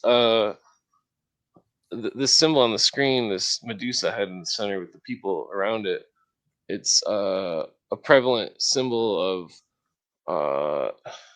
the dark side and the, well, that's, it's not in the right order, but so this goddess cult that worshipped the lower natures, uh that was, well, these illuminists, it seems as though they had adopted the Osiric symbols, but they were not the original progenitors of the Osiris religion. Well, it wasn't even really a religion at all. It was, an ancient story, much like Native American stories. But like, but so like, in modern times, uh, this flower of life symbol, I started noticing this symbol emerge in like 2007, 2006. Right, that's over at the Sphinx. Yeah, it's in Abdos, which I think it's like northeast of the Sphinx, but like that was the temple of Osiris. But like, In the Closer Encounters book I read, says that this isn't even an Egyptian symbol, which makes it like, what the heck? well, I think the temple of Abdos is, it's like there's two Egypts. There's dynastic Egypt, which the archaeologists think that dynastic Egypt built the pyramids and the Sphinx, which they didn't, and that there's pre-dynastic Egypt, which so Also, there that's was this old Tessarian podcast where he said something about, like, it was a while ago, but it was just like how this was like put into it was sort of like a laser, like imprinting it, which is like, what the heck, laser technology. And the Baalbek stones I was showing earlier, like while you were showing stuff, I was showing those stones, like how we can't even, everybody already knows this, but we can't even do what they did and move these stones from the quarries wherever they were at. Like, we can't even do that today. oh yeah, well, think of, I mean, like, ancient man was very tricky. He was very tricky. He knew all these tricks to things. It's like when I used to be a carpenter. Like, there's all these tricks to things. Like, the I mean, consider, it's like if Todd was here representing, Todd would discuss magic. But so magic, consider it as, in its ancient form, was an ancient science. Like how I was talking about the elements and the symbols with Jesus, the element symbols, they also were double symbols as symbols of time, past, present, future, and absolute, forever. Like the three combined. It's very interesting because it's similar to the I Ching of the Chinese culture, which they had elements of time, but they divided theirs into 64, not 4. Uh, but like the but so understanding the ancient stuff, I think, is relevant, because to differentiate from the ancient to the new, where it's like I've studied the occult for 20 years, and like and I see it in these podcasts of occultists who are they're spewing the new age religion in a perverted, and it's a perverted form of the ancient mysteries, and that they, because they despise the Jesus stuff, and the Jesus stuff is the pure core of the mysteries, and the old Masonic stuff, and that, and it's like, so but what they're doing, you can tell who and what they are their by their psychology. And that, I took psychology in college and stuff, and like, that they're this it, Oh, it you all came, did? That's dope. yeah, like, well, it all was very clear when I started reading the Alice Bailey stuff, where it was like, and keep in mind that she was connected with the National Socialists, basically. Well, I mean, well, that's a long story, because some of it they claimed they were against it, but like the but so their religion, think of it as compartmentalized cells. Their religion is, there's all these cells of different aspects of it, all have the same dogmas and the same core initiatory rites, which basically invoke group hypnosis, and that the and that the Alice Bailey says it in the rawest form, she says that the joie cool directs the current of the mind of the group mind of the occultists that are in the uh, she calls it a chala, chala, and which is ironically The Chayla. Maybe it's the Kala. well, so this thing is this idea of this Christ consciousness thing. It's synonymous with Baron von Reichenbach's Odic Force, which was another group mind monad consciousness cult. It's all this in that these consciousness cults go back to the It's sort of like the show Pluribus too, right? How you got all yeah. of them becoming one consciousness. Yeah, it seems like the Pluribus is like a surrealist story of these occultists, possibly. I mean, it fits And the it's like character. Pluribus is on the freaking money as well, right? Yeah, Apple TV. Yeah, I think the Apple TV people are, some of them might be adepts or something. Oh, yeah, absolutely. Like they just had Billie Eilish's brother make the new Apple TV sound frequency for the intro of it. Yeah, and they're all cool. Yeah, the but so this stuff with the UN, it matters because it's like they're indoctrinating a secret religion. So this is the UN right here? Yeah, this is the Earth flag that they've made an official flag for Earth. Yeah, they'll be hijacking them symbols. Yeah, with the Osiris symbol, and that you see it prevalent in the crop circles. These flower of life symbol, because this is the god of the new age, but it's not a god that made the universe. It's a symbol of the group consciousness, which they call the work. Like and they, when they say the work in their books, they'll have it capitalized, and they'll have certain words capitalized because they're talking about their quote god. And that but so this is the Abdos one, but like that's the one up the Sphinx. well, no, No, Sphinx. it's not. Okay, because I've seen that.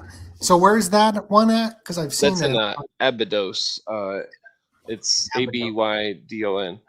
Okay. That's an interesting temple because it's below the sand and it's flooded, and that it was a temple that was older than a lot of the other temples because it has some reliefs on one of the walls, but the majority of it has no imagery except for this pillar with two flowers of life. And so I mean, this is very complex, but like anybody who's done psychedelics has seen this symbol. Typically, if they had seen call this the fabric of the universe, and that according to the occultists, Isis was the temple, and it wasn't a literal temple. The temple was the spiritual plane, or the physical plane, excuse me, and that the physical plane dictated by magnetic fields, and that the dual polarities of these magnetic fields. Well, it's very interesting because the whole thing of this consciousness stuff, it starts off with Mesmer, and that he called hypnosis a magnetic sleep, and that this animal magnetism thing, I've been reading about it extensively, and that It's interesting, right? well, The it Mesmer seemed stuff, it's also connected, I found, to medicines that were like I won't even get into it because it's too dicey. but but so Whoa. yeah, so this is an astronaut with the symbol, the Earth flag. This it's the New Age religion. It's the concealed worship of but it's a perverted, profane understanding. It's not, and that it's all this Hashashim style consciousness cult, basically, with this Christ consciousness thing. And one of their arms is Baha'ism, and that it's like Baha'ism uses. I mean, this is a totally different subject, but Baha'ism uses. That was what they sent out into space, huh? Yeah. I mean, yeah. So this is where, I mean, to switch gears here. This so if you watch the first episode of the X-Files on season 2, they do an intro, and that I never noticed this until like a few weeks ago, where the intro, it's like saying that the intro was done by Kurt Waldheim, and that this is relevant to this whole Osiris flag of Earth stuff, because Kurt Waldheim and the alien cult stuff, alien slash consciousness cult, because his voice was on this record, and he was the head of the United Nations from 1972 to 1982, roughly, and that he was a national socialist, and that The guy who created the X Files intro. no, not the intro, just the first like first 3 minutes of the first episode of the second season. It's an episode entitled "Little Green Men," and it's very interesting because Mulder brings up this thing of he brings up this guy that made a telescope called what the hell was that called? Uh, the I think the guy's last name was Hale. He made a telescope, and basically the guy, damn, I cannot think of his name for some reason. But he was he said that he's seen elves, and that the elves told him to ask the Rockefellers for money to build I this wonder if that's what telescope. happened to Mr. Beast. Mr. Beast is working with the Rockefellers. Robert or something Ellery, George Ellery Hale, I think his name was. Yeah, I'm pretty sure that's the name. Mr. Beast is gonna come with some alien climate thing soon. That's probably gonna be his first freaking like thing with the Rockefeller partnership that he just signed. Yeah, I'm pretty sure this Hale guy is the one. Well, I guess the name's. Well, anyway, you look up guy that built the telescope who's seen elves, you'll find it. Okay, I'll look it up. But so this guy so this whole thing is very strange because remember Gregory Ellery Hale. Yeah, that's it. Yep. Yeah, and that he ended up in the loony bin because he kept he kept discussing it or something and went crazy. But like he saw the freaking elves, the machine elves right here. Hale suffered from problems. He was getting regular visits from an elf who acted as his advisor. Arose from a misunderstanding by one of the biographers. Dang, that's that's the cover. The Wikipedia is always so wrong. I mean, if you read the William Cooper article on the Wikipedia, you would probably barf because because it's that bad. Yeah, like this guy was. I did a huge background check on this dude because all this stuff is just so strange, and that it seems like it goes so many ways where it's like I try to be a skeptic, and I'm sitting here in this story of these things that are all very conflicting, such as this Kurt Waldheim character, who was a National Socialist, but he was elected by people in the UN who were all communists. And it's like, well, what are all these? They created communism to blame it on the Jays. Yeah, so like this, so this whole alien thing. It's like the British Empire. Yeah, so George Orwell, he wrote. Let me find the slide. He wrote the he wrote the book. Where is it? What was that book called? Damn it, I'm giving away a bunch of the. There it is. Yeah, he wrote the book War of the Worlds. It's 1898.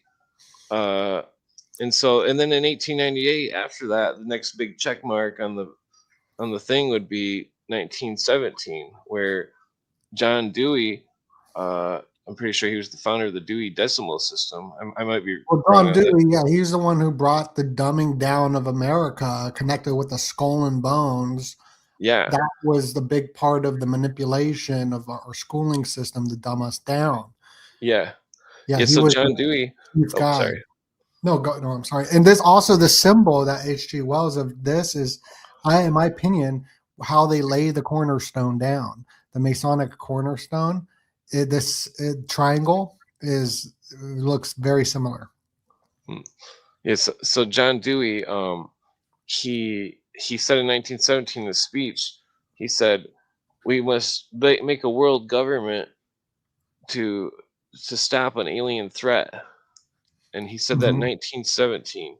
And that, keep in mind, and also in 1898, I believe it was 1898, or it might have been 1880 something, but there was a meeting on Antarctica, which was like a precursor of the first space movements, the first like precursors of NASA, and that they were measuring wavelengths in Antarctica, and that they met again in 1903 or one of the times they met was 1933, I'm pretty sure, but like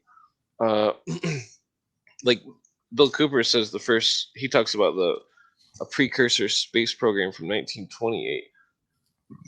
Excuse me, but like, so this alien conspiracy, you know, well, let me go to the end of this real quick. Well, even that plate that you were showing, they sent it up into space as a message, like as a code to send to the aliens. And that's Yeah, the Orbis show. They sent the code, and we got yeah, the code in the message, which made everyone the hive mind, the collective group consciousness. because it's like the Odic force. The National Socialists were practicing this Odic force thing, which was connected, Yeah, which was the same thing aristocracy, as the animal magnetism and the hypnosis, and the aristocracy. yeah, well, the I just it's basically just hypnosis, but we don't know what they're doing exactly. If it's because they claim that they're going to a lodge on Sirius and all this weird stuff. And I mean, they call it the Great White Lodge, but like, They're going uh, snowing at the ski lodge. the, but so well, it's very bizarre because it's we don't know if it's basically Satanists that are playing the alien facade to as a giant psyop, and that they don't actually believe in anything, and it's all technology, or that there really is aliens and that there is technology that's brought to Earth by them, and that these cults might be in connection with these aliens. I mean, but so some these are all just examples of UFOs, Those are which is sick pictures. I've been this is looking up a bunch of UFO pictures, but you found some really cool ones. yeah, this is from the Blue Looks like, Book files. This see, looks like I Mr. seen one of Hankey. these. That's Mr. Hankey. I seen one of these in real life, and me and my ex, we seen it while we were driving, and The cigar-shaped UFO. yeah, and I about took a crap in my pants, like, As above, so below. it was freaky. I mean, it was chrome. This is the Battle of Los Angeles. Yeah, that's Uh, nice. yeah, freaking. I think that was like 1930 something or 1942 or something.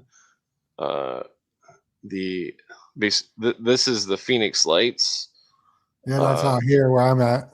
That happened on March 13th, the same day that they chose to make a national emergency in America during the lockdowns. There's a huge connection.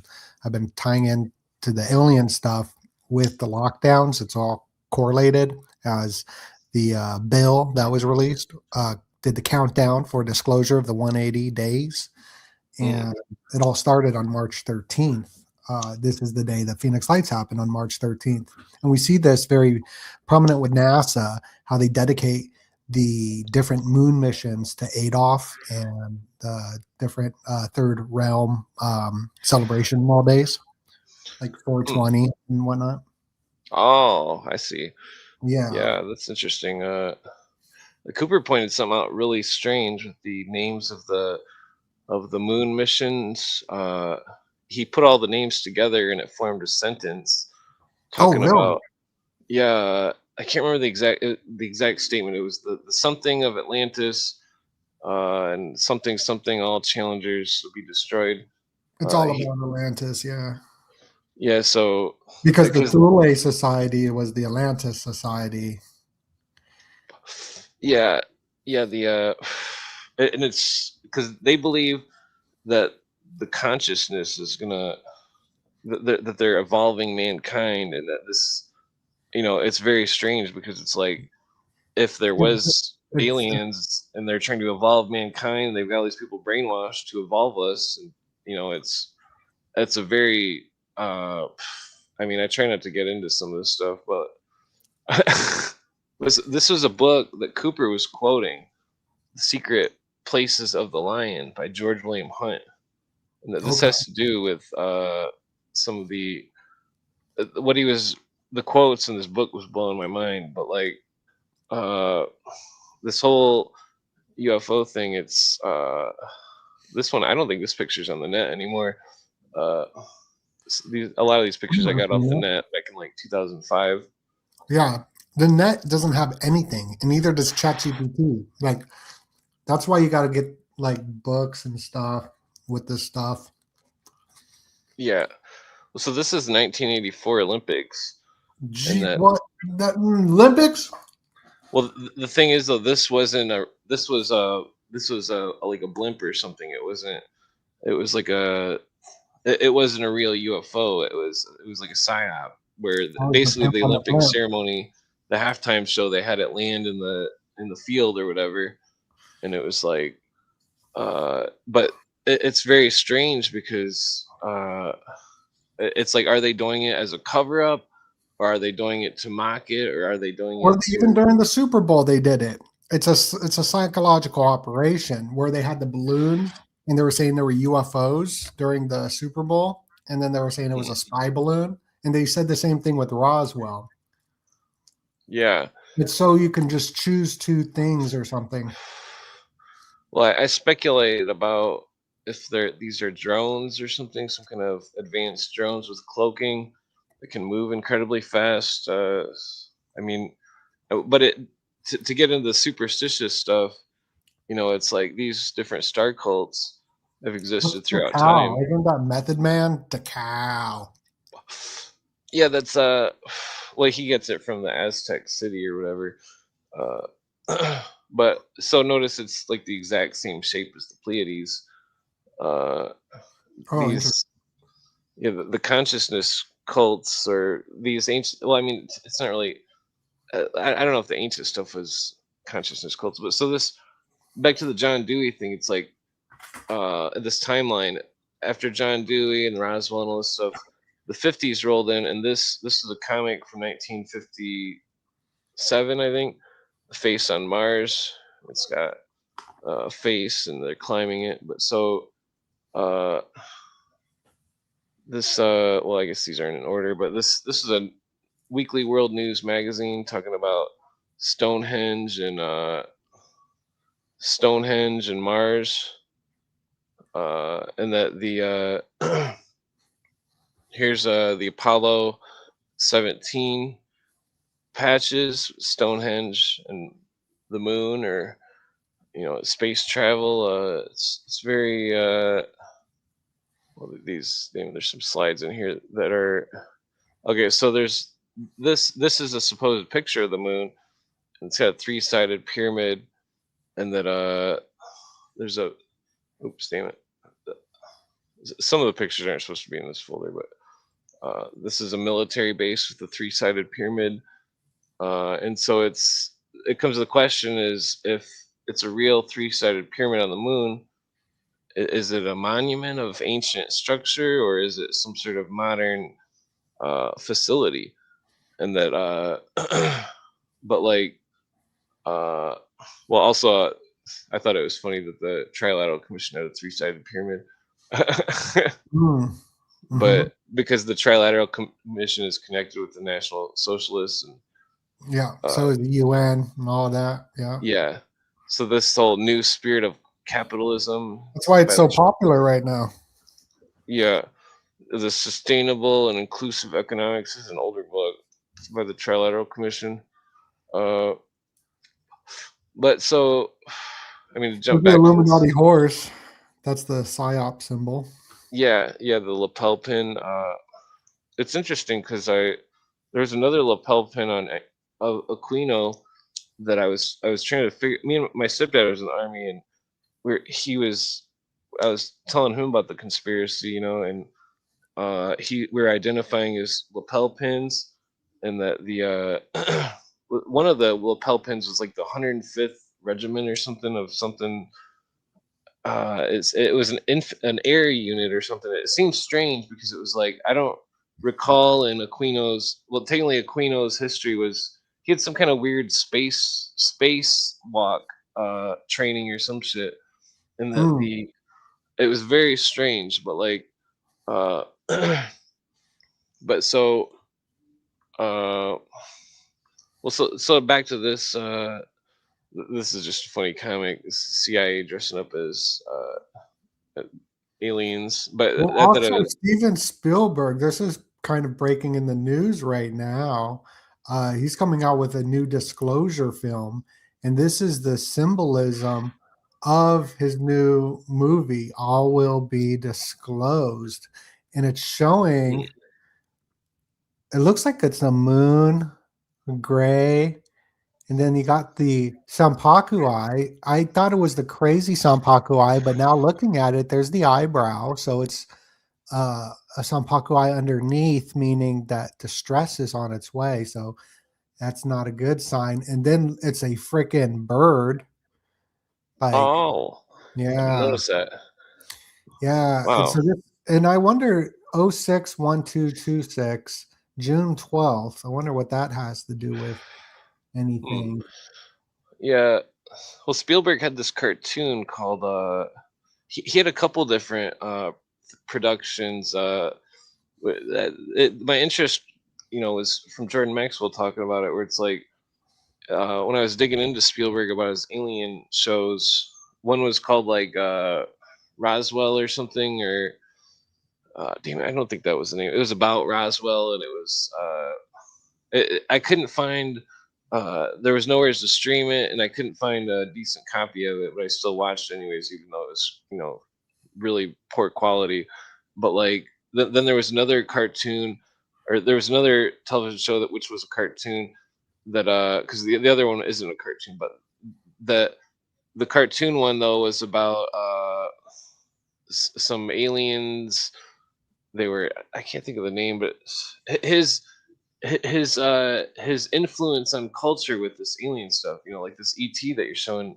ET was EBE, extraterrestrial biological entity, and that Or extra they testicle. you said electrical. Extra testicle.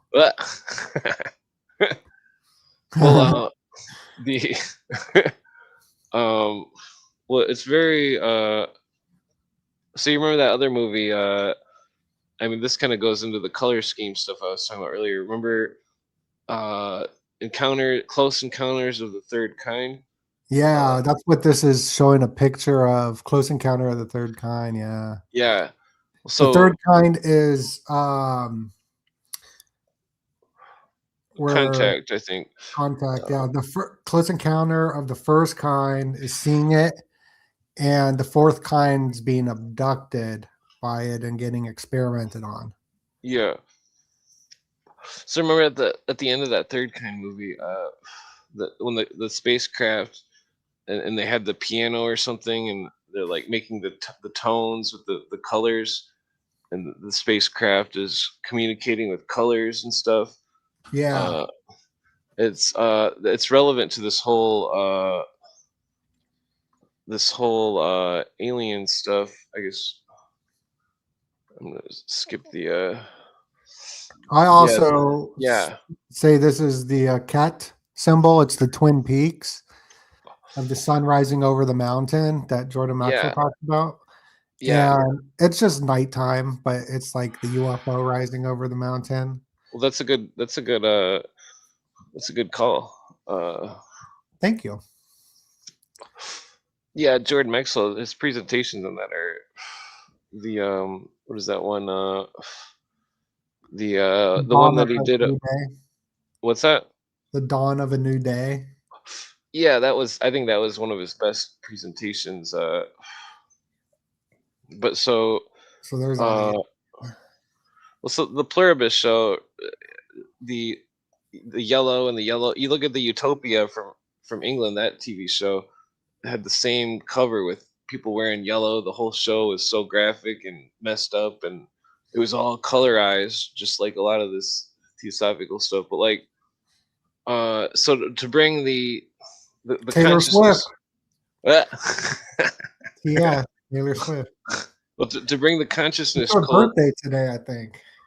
All right. Well, it's funny because before the media accused her of being a National Socialist, I made a post with some picture that I found on the net of her dressed up as one, and I put it on Twitter, and I asked everybody, is Taylor Swift a National Socialist? And then like the next week, they were saying it was in the media, but like, okay, so the connection with the National Socialists and the order of the Solar Temple, the black sun of the black sun was Sirius, and the order of the Solar Temple was a Sirius cult, and the National Socialists, the highest echelon, were said to have been injecting themselves with hormones, and the opposite hormones, and that the order of the Solar Temple, before they were all deleted, that because they were found deleted in both countries, Canada and Switzerland, and that Oh my goodness, I gotta give a shout out. We got 5 gifts. Oh my goodness. Thank you so much, D487. If y'all don't know what a gift is, I believe that is 5 memberships. You could become a member of the OTS, the Order of the Sprinkle, and be invited to the future Illuminati dinner parties and get exclusive content like this new documentary that was just released on the podcast plus extra stuff. What I'm thinking of doing on the membership site too, because only Patreon members can call in for tonight, but on the because YouTube, I'm still trying to figure it out. I'm going to upload a private video that's on Patreon of the first secret meeting of the OTS, which is jam-packed full of wonderful information. You even got the homuncologist one-on-one on that episode, and Pukey Pete, super old school, but you'll love it. So thank you so much, D487. Just gifted the 5 memberships. So I believe what you got to do is who first come, first serve. Whoever grabs them gets the membership. So make sure to grab those membership and let's feed that kitty cat. Feed that kitty cat. And not only feed the kitty cat, but play some music while I'm feeding the kitty cat. I'll spit a flow. Oh yeah. Let's see. The equivalent of the cigarette: smoke, weed, and repent. then digest. Intellect with the quickest set. Gotta get some Nicorette. With the cat, the sickest pet. Oh, the sickest pet. Slickest bet. Yeah. Illuminati clone while I tap the phone. Walk around the earth with my cat alone with my Gap Chrome. I got the I wrote that. That was a freestyle. I'll do it again because I messed it up. It was like Illuminati clones, but I do Illuminati clone while I tap your phone. Walk around the flat dome with my Gap Chrome, chilling with my cat at home. It's silly, but really, they feel me. I don't remember it. Oh yeah. Thank you so much for the membership. We'll get back to the freestyles later. That was that beat's sick though, huh? Yeah, that's a nice beat. That was the AI.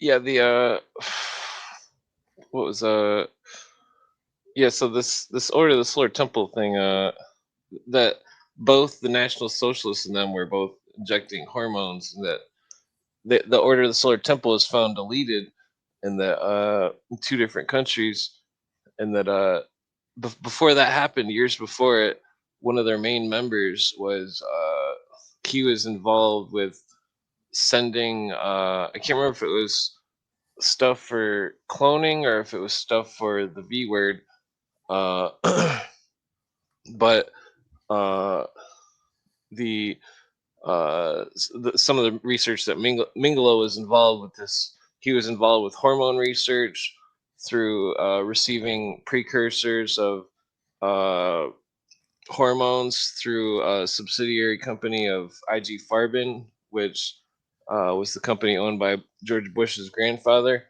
Oh, Skull and of course, Bones. yeah. Well, not just Skull and Bones. Prescott Bush, he funded the Third Realm to destroy Germany. And that's who George Bush, Skull and Bones, is. And it's also connected to Harriman as well, who built the whole railroad station. And oh my goodness, we got 5 more gifts, 5 more memberships. Thank you so much, Catherine Maskittil 1706. Like I said, you grab those memberships and then you could become a member of the OTS. It's first come, first serve. That's what I'm talking about. That's what I'm talking about. Yeah, Prescott Yo, Bush. You can remember Kush. got a You know, membership of some clever shit. Then I render it like a cat on the screen. It's forever blitz. where my fatty hot cat dip. Just like drinking the sip of the caffeine. You know what I mean? Going clean in the O4, the photo, stop out the OK. Well, I don't know. I try all my freestyles go back to when I was smoking. So like I got all the different like lyrics with like blow and draw and whatever like that. No homo. Oh yeah, Yeah. yeah. The what was that with Mingala and the different researches? What is the secret society so I can pull it up? The Order of the Solar Temple. Okay. I've got a few other slides of them, but so this is one of their ritual rooms. It's all symbology, but so I mean, so their connection, this whole Mingala is working on cloning, the V word, VACCINE, and and he was also working on the hormone thing, and that I The traced. Templars. Well, that's where the because there seems to be the modern perversions of the ancient orders, and then there's the older orders, which Look, they're were called the OTS. That's what I called my secret society, the Order of the Sprinkles. They're the OTS. So we're oh the good shit. ones. No, that's I knew. So we're the good ones. We're not the Well, so look. See, they're the the newer Neo Templars, well, I can't remember the name of the guy that was and I they're did it. from Switzerland too, which is the Templar logo. Yeah. Well, so that whole thing though with their deaths, it was very bizarre because they were a serious consciousness cult. B, they were connected with the National Socialists.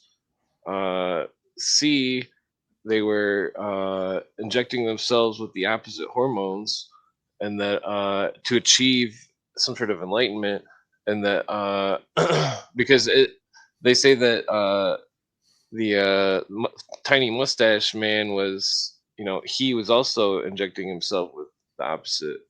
Well, I think it was both that he was using, but they thought they were going to achieve some sort of uh, supreme supremacy or something. It's like, but like this is all relevant to these star cults because well, to link it to the Order of the Solar Temple is also linked to a bunch of other stuff, but just like the blueprint of the cult itself, it's all yeah, that's interesting you bring up the Raelians because this is connected with the Raelians.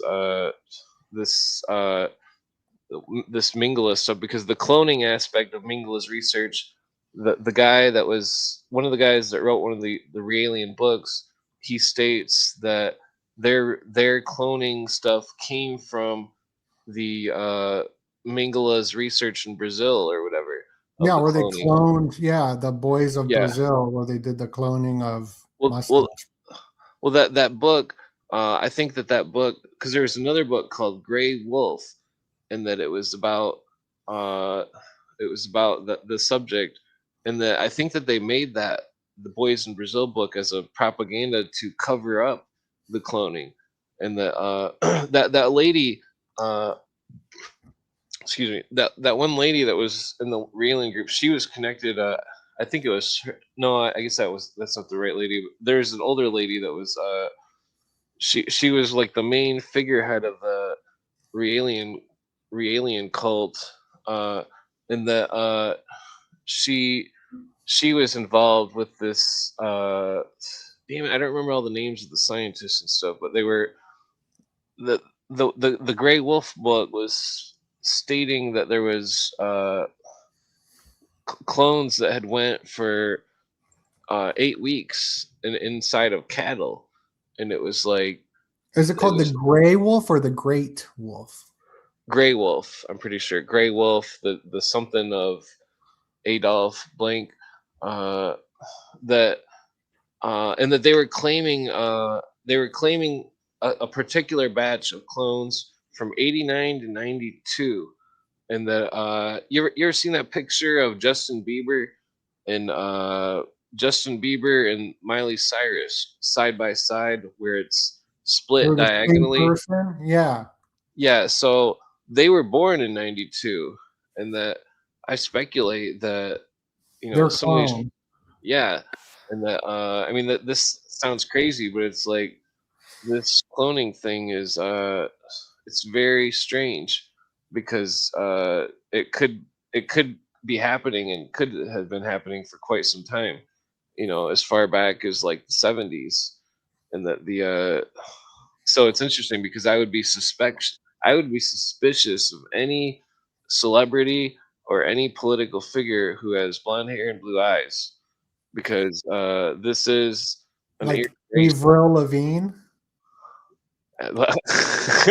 Well, I mean, it's very strange. It's like uh and that it's like because I had never thought it went this far until I was starting researching. I think it started with Dennis Cuddy's research. I was reading his articles on the well, I don't want to say the name of the article, but the power elite and the National Socialists, and that the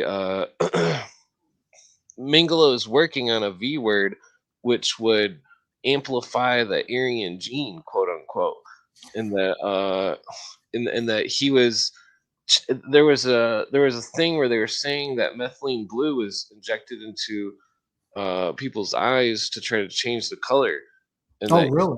so Yeah, it doing does. genetic. Changes their organs, changes their brain blue. Well, it was strange. It was I didn't understand the obsession with this, and that but when you go into the I've researched these cults for so long, it's like I don't really have a life, but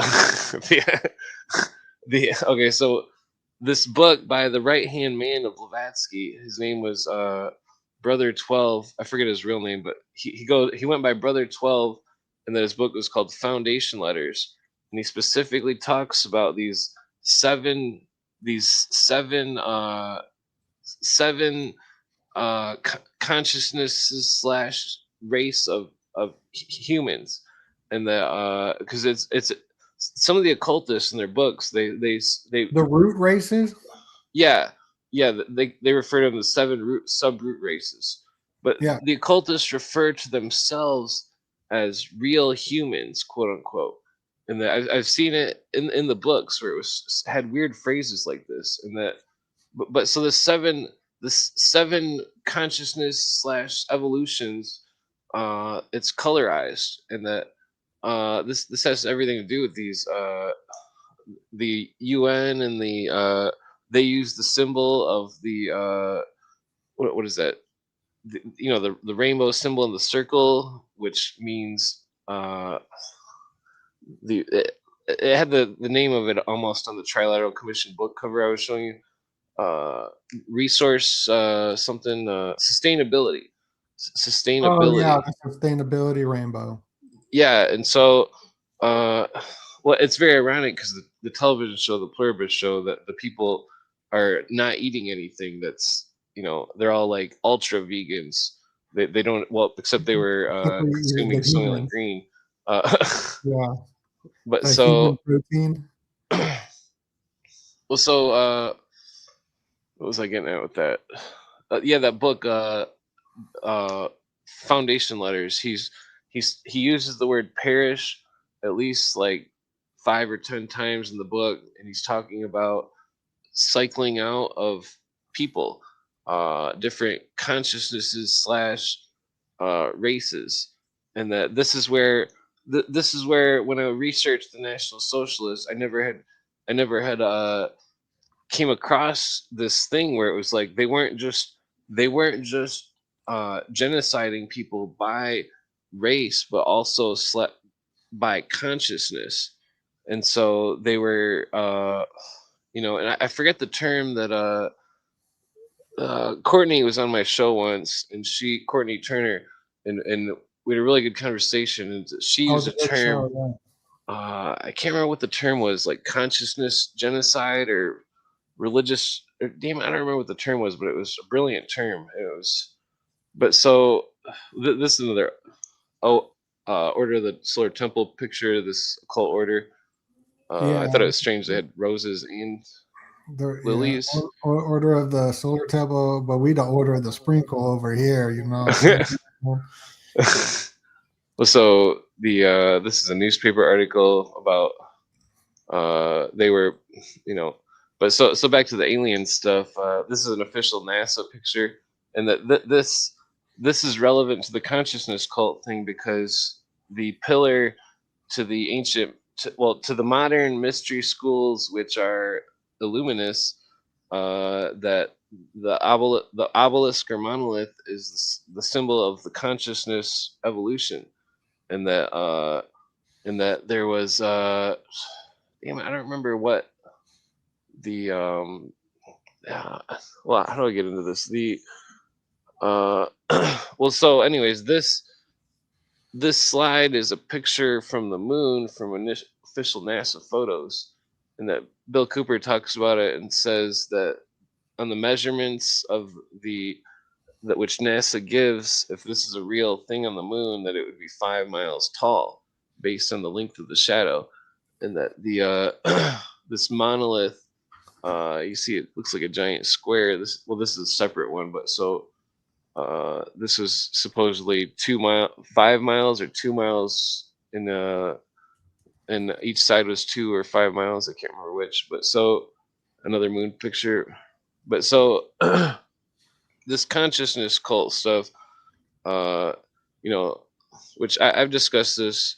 I'm sure you've heard me say it. It's William Cooper predicted that when the new world, well, when the whose name I shall not say,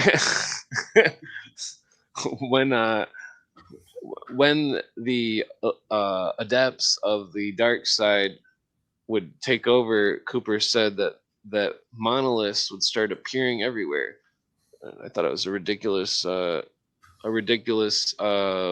thing to predict, you know, and that. But so this has to do with the alien thing. This is from Russia.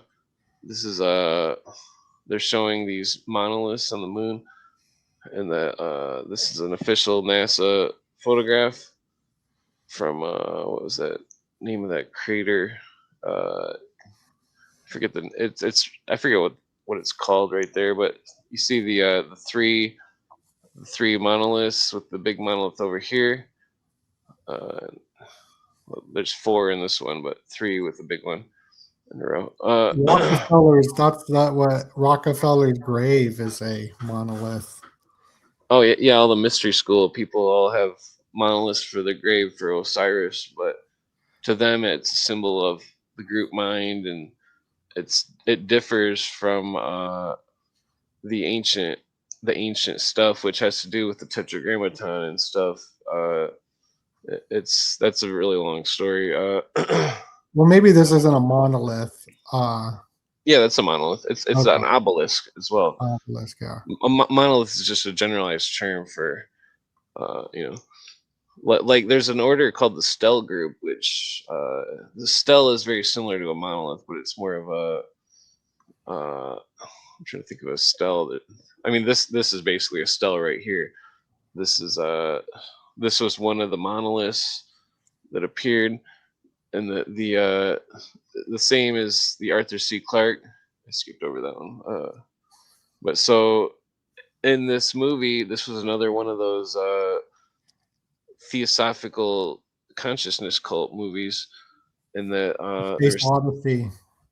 yeah, and so, well, there's hell was IBM, but like Yeah. I was bring that up yesterday. yeah, but so in the movie there was 3 instances of the monolith appearing, and the first instance was the And he's eating spaghetti at the very end of the movie. Oh, is he? Well, he's eating. It looks like he's at his own Illuminati dinner party. But I don't know the symbolism. Oh yeah. Well, it's funny because if we did have a real Illuminati party or dinner party, we should have. I seen a video of a turkey and they put octopus in the turkey. Oh no! They made it like Cthulhu. So here's the Space Odyssey food, just to show real quick. With the lasagna, like it meant something to Kubrick. They're eating this, which didn't have the lasagna, but it meant something psychologically. And then here's the very end, the food trays. Let me see if I can make it bigger. Oh wow! I'm gonna have to rewatch that. Yeah, it meant something. I was looking into it for the show, but it's just how they're the eating. Oh yeah, the craft's all yellow. Yeah. I wonder if that's a yellow brick road type symbolism. Yeah, I wonder what it is. I'm gonna have to get you a link to that Dennis Cuddy article on the Wizard of Oz. It was incredible. It wasn't even that long of an article. My mind was blown. I was like, it created a huge rabbit hole, and that, you know, I think it's been like 6 months or a year since I read that article.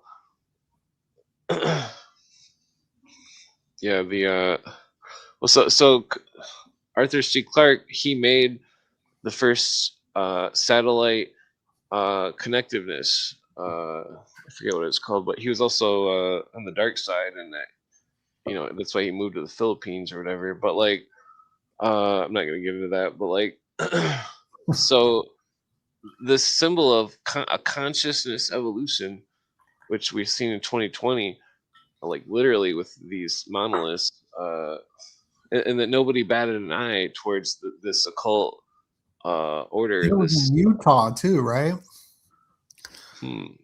Yeah, one of them was in Utah. The other one was like Colorado. One was like, there was 36 of them, I believe, altogether. 36 or 46 or something. But they also reoccurred in 2024, and like at 3 places, I believe.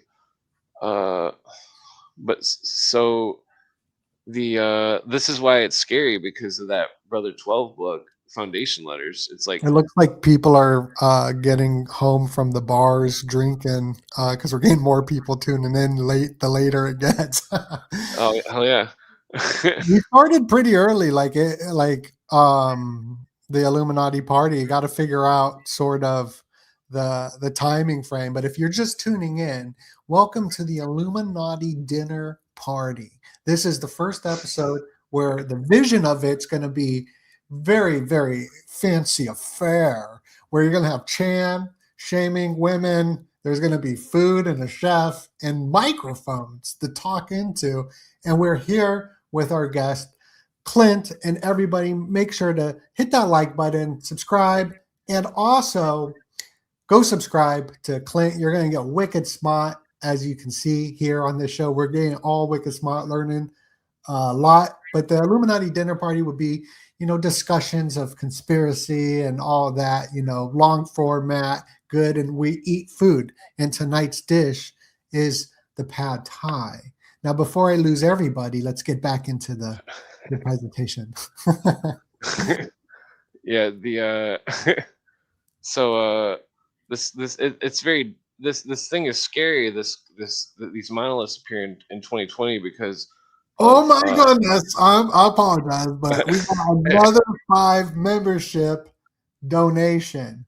Thank you so much. If you're just tuning in, first come, first serve to grab that donate. Thank you so much. I want to say thank you to O Clockwise 000 Clickwise. Thank you. We fed that kitty cat. This is the news track. You got a spit on. the you want me to spit a flow? Yeah. I exonerate, smoke weed, then I dominate. Oh, Motherfucking chronic rate. ah. Hit you with the Planet Apes, Arthur C. Clarke, where I learned to vape. Go and talk. Arthur C. Clarke. Get it wicked smart. You know what to do. Don't nut up in the house with Clint. Don't you forget, like we chillin' in Flint. Depending on that Fago. Never do no yayo, you know. I returned with fate. My name is burnt and slate. Come through with a curdled rate. I got nothing. I go hard. Thank you so much. Maybe that'll be the thing. Every time we get a donation or a gift membership, thank you again. Really appreciate that. Whoever grabs those 5 memberships gets access to the OTS. No, not the Order of the Solar Temple, but the Order of the Sprinkles, and get exclusive content and become a member. Thank you very much. You're good at this, bro. How you could just jump onto the freestyle. I appreciate you. Oh yeah. I used to live in the hood. I used to hang out with some hood people, so that's why I know how to do a little freestyle. Oh yeah. You said you grew up in Vegas. I used to date a chick that lived in Vegas, and she had this scar on her shoulder, and I'm like, what the hell is that scar from? And she said she was in Vegas and she got capped in the shoulder by that random. Yeah, no, that happens. It's a violent place. I'm happy I'm not there anymore. Yeah, that's crazy. That's I don't like the cities. I moved out of the cities a long time ago. Oh my goodness, we got another 5 memberships. Oh, it's Harry. How's it going, Harry? That's Harry? Yeah. Thank you so much, Harry. Witsy has gifted 5 membership. First come, first serve. Yeah, let's see, should bust another freestyle. Gotta feed the kitty cat. You know who would be with him with the homie. I don't know what I'm doing. Yeah. With the flow. So this consciousness cult thing, how was it? Sorry, I gotta figure out. Oh, that's good. It's a pretty cool beat. That beat's sick, huh? Yeah, that's pretty nice. I call it Cthulhu in the fish tank. Yeah, so the consciousness cults, basically, it's like the Foundation Letters book. He's describing in 1930 something that didn't happen yet, which was the Holocaust, and that basically I had found a motive of what the National Socialists were doing, and that because they were that the Thule Society was from Ariosophy, that the Ariosophy was from this illuminous animal magnetism. The vril force was animal magnetism, and that the Akasha. well, and that they thought that they were they thought they were evolving man because they believed in reincarnation, and that they thought this whole thing is very bizarre because it's like this consciousness thing. They were that seemed like they were not just genociding people based off from race, but also consciousness, and That's that interesting. because they were all, because all the different groups, they were giving them different symbols for what group they were and stuff, and like, but back to this thing right here, it's like uh, the occult on the dark side.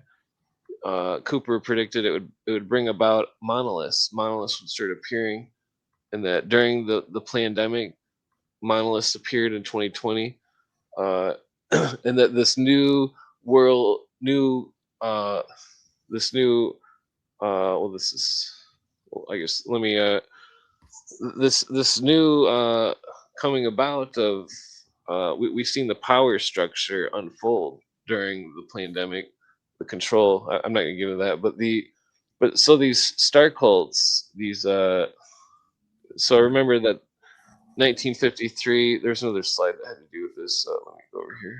Yeah, so right here, Arthur C. Clarke, Against the Fall of Night, 1953.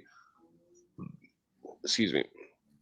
And that, so this is a story. I'm pretty sure it was before 2001: Space Odyssey, and that it shows a face on a planet, just like the face on Mars, and that here's a stamp, the face on Mars, and the comic book again, the face on Mars, 1957, and then in 1976, oops, was the official discovery of the face on Mars. Uh, and so basically we find through the comic, uh, through the comic, through the book, through 1917, what's his name, saying that aliens would make a world government. John Dewey, other people throughout history, Reagan echoed the same phrase. Uh, oh wait, I'm going the wrong way. Yeah, so it's interesting because the face on Mars looks just like the Nimrod comic character. I thought that was bizarre. The idea of there's a whole presentation of it by some of these occultists. Notice how it looks like the Pleiades. That this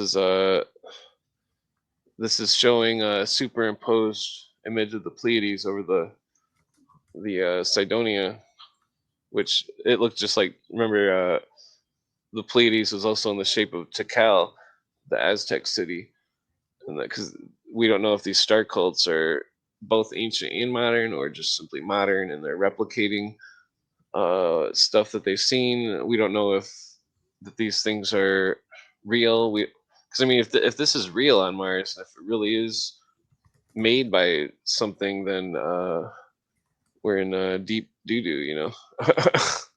But so let's see here. Yeah, so yeah, like this one researcher, I don't know if he was a CIA plant or something. I mean, he sounds like CIA. His name was Carl Monk. He does a video called The Code, and that he goes over all these temples with mathematical equations in the dimensions of the temple, which show latitude and longitude based off the pyramid, the Great Pyramid for the prime meridian, and that he was claiming that the five-sided pyramid on Mars was their prime meridian, and he was I mean, it's the guy had a really far out story. He claimed he was like abducted by aliens, but so this is a That looks like a Venus flytrap. Oh no, sperm, huh? new RNA strain, and this reminds me of that TV show, that Pluribus, because it's like they said that the wavelength from Cygnus, the constellation, gave them directions to the guy seen in the television show. That he's seen that it was RNA, and that and then he makes the RNA, and then the people In the Pluribus show. yeah, and Well, the people. so that's real. Like we don't know what happened with our coding. Like it's just changed. It takes 100 million years or so to change just one letter, and over like a 6 million period, it changed 18 letters. Hmm. And there were only, and it's not just that it changed, it was in us, taken out, and then re-put in us. And they were able to see this with this new CRISPR stuff. It's super crazy. I'm retitling the show. Now I want to get your take on it. Oh, And oh shout my out. goodness, we got another super chat. Well, you should give him a shout out. Yeah, shout out to Vampire. The Shout out to Vampire Jack, says Mars is the fourth from the sun and the Pleiades is the 444 light years away. Hey, now let's see that kitty cat. Let's bring back that kitty cat. I'm trying to think of something. I'm rhyming, nickel and diamond, shining, grinding, smoke weed while I'm chiming, coming through like you blinded, coming back like I'm winding.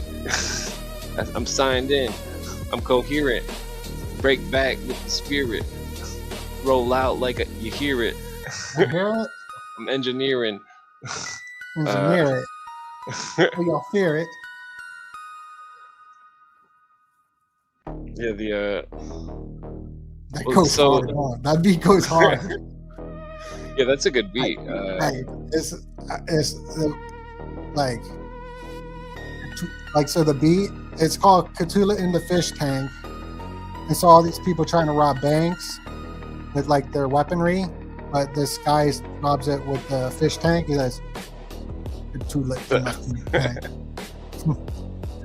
Yeah. And the beat kind of goes to it. Oh yeah. In the fish tank or something, I don't know, but not coming soon. Thank you so much again, Vampire Jack, with a $33 super chat. That is very kind of you. Thank you. Yeah, so it's interesting. Did you notice what it says at the bottom of the picture? Because we're talking about monoliths. They're calling the RNA obelisks, which I thought was very interesting. Harry hates rap. Well, it's Cool technically the Irish awesome. invented it. I like you like Cool Keith. We gotta bring. I think that should be the number one goal is get Cool Keith up like at the dinner party. But it's gotta be freaking fabulous. Like it can't, is. But that'll be the goal for sure for next year to get Cool Keith. Oh, yeah. Do you know who Cool Keith is? Yeah. Do you know who Goody Mob is? One of the guys from Goody Mob. He said he would come on my podcast once, and he followed me back on Twitter, and I was like, "Oh snap!" I bet technically I might be able to see if I get Young Z on here for you. Yeah, this album, the aesthetics, the space Elvis was hard, or Black Elvis, I guess it's called. Black Lost in Space. Black Elvis Lost in Space go hard.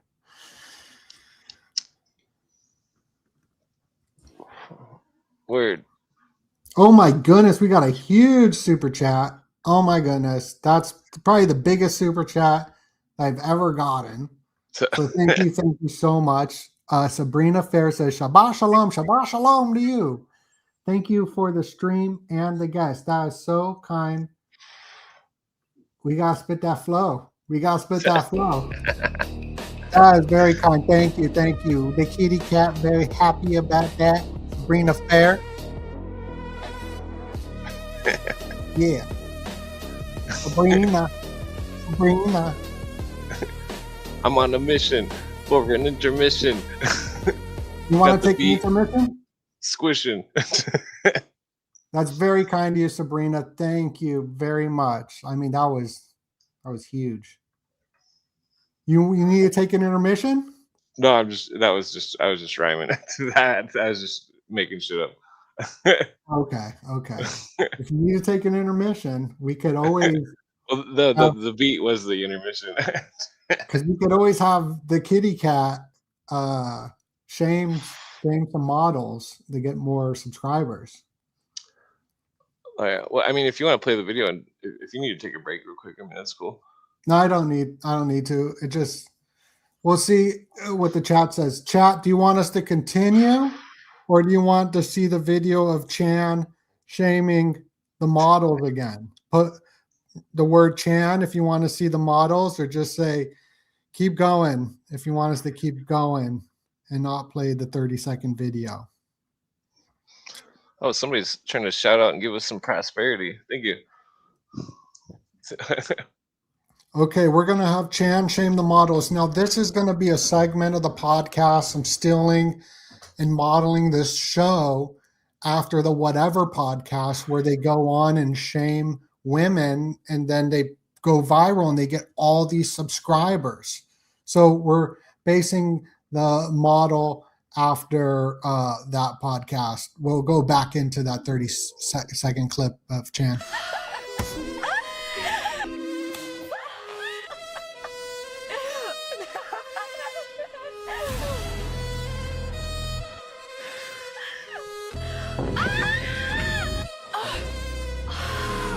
What was that? What just happened?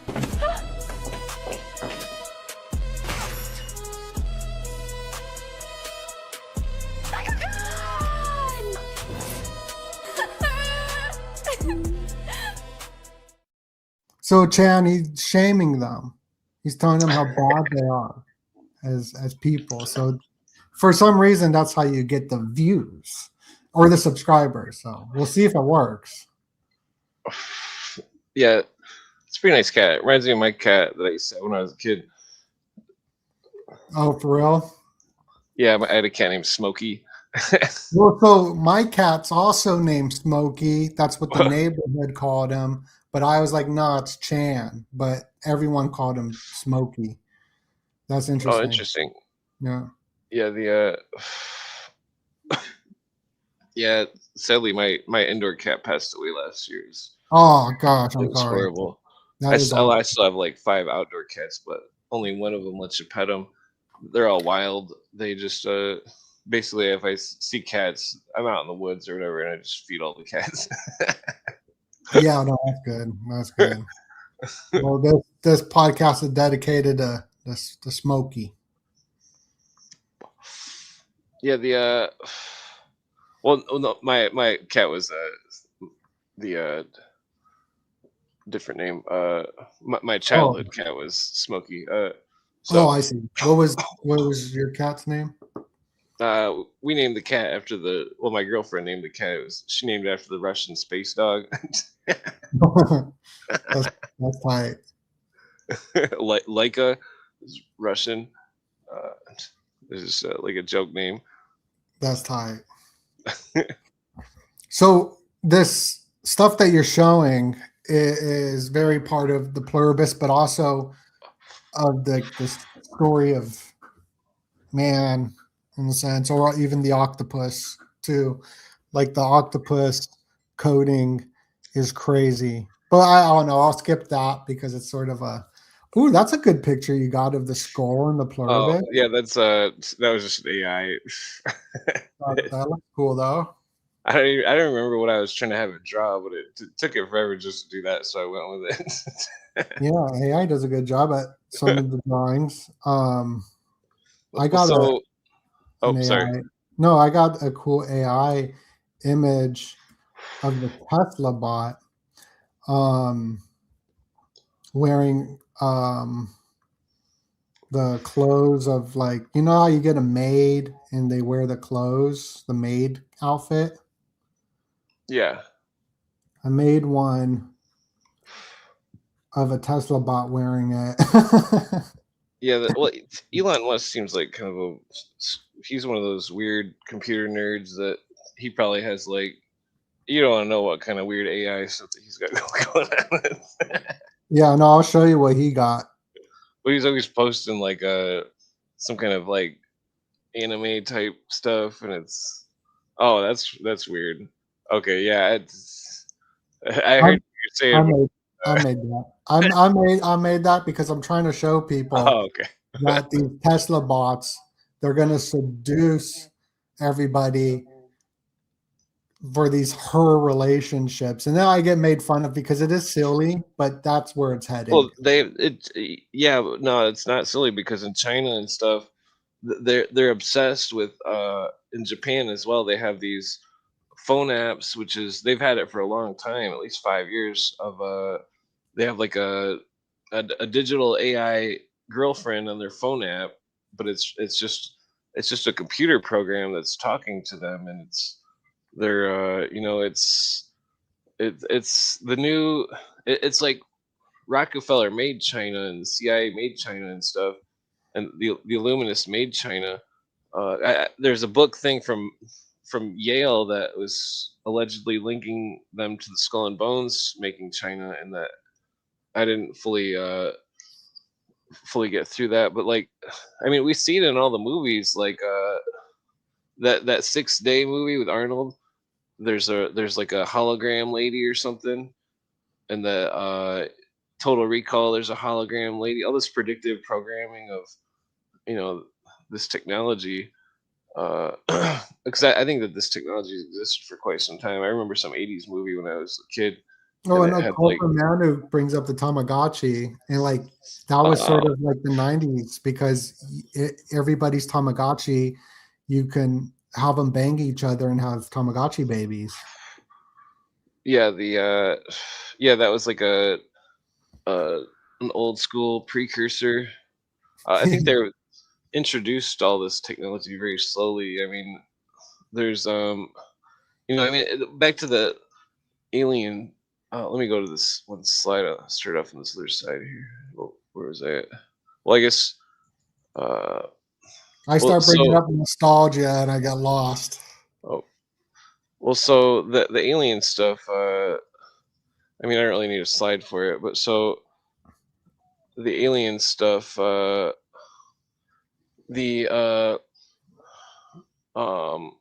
I mean, this slide doesn't have to do with the aliens, so I was just getting that into the spot. But well, it's the aliens that they dug up at the UNESCO sites, which is the United Nations sites. That's where they're coming out of from.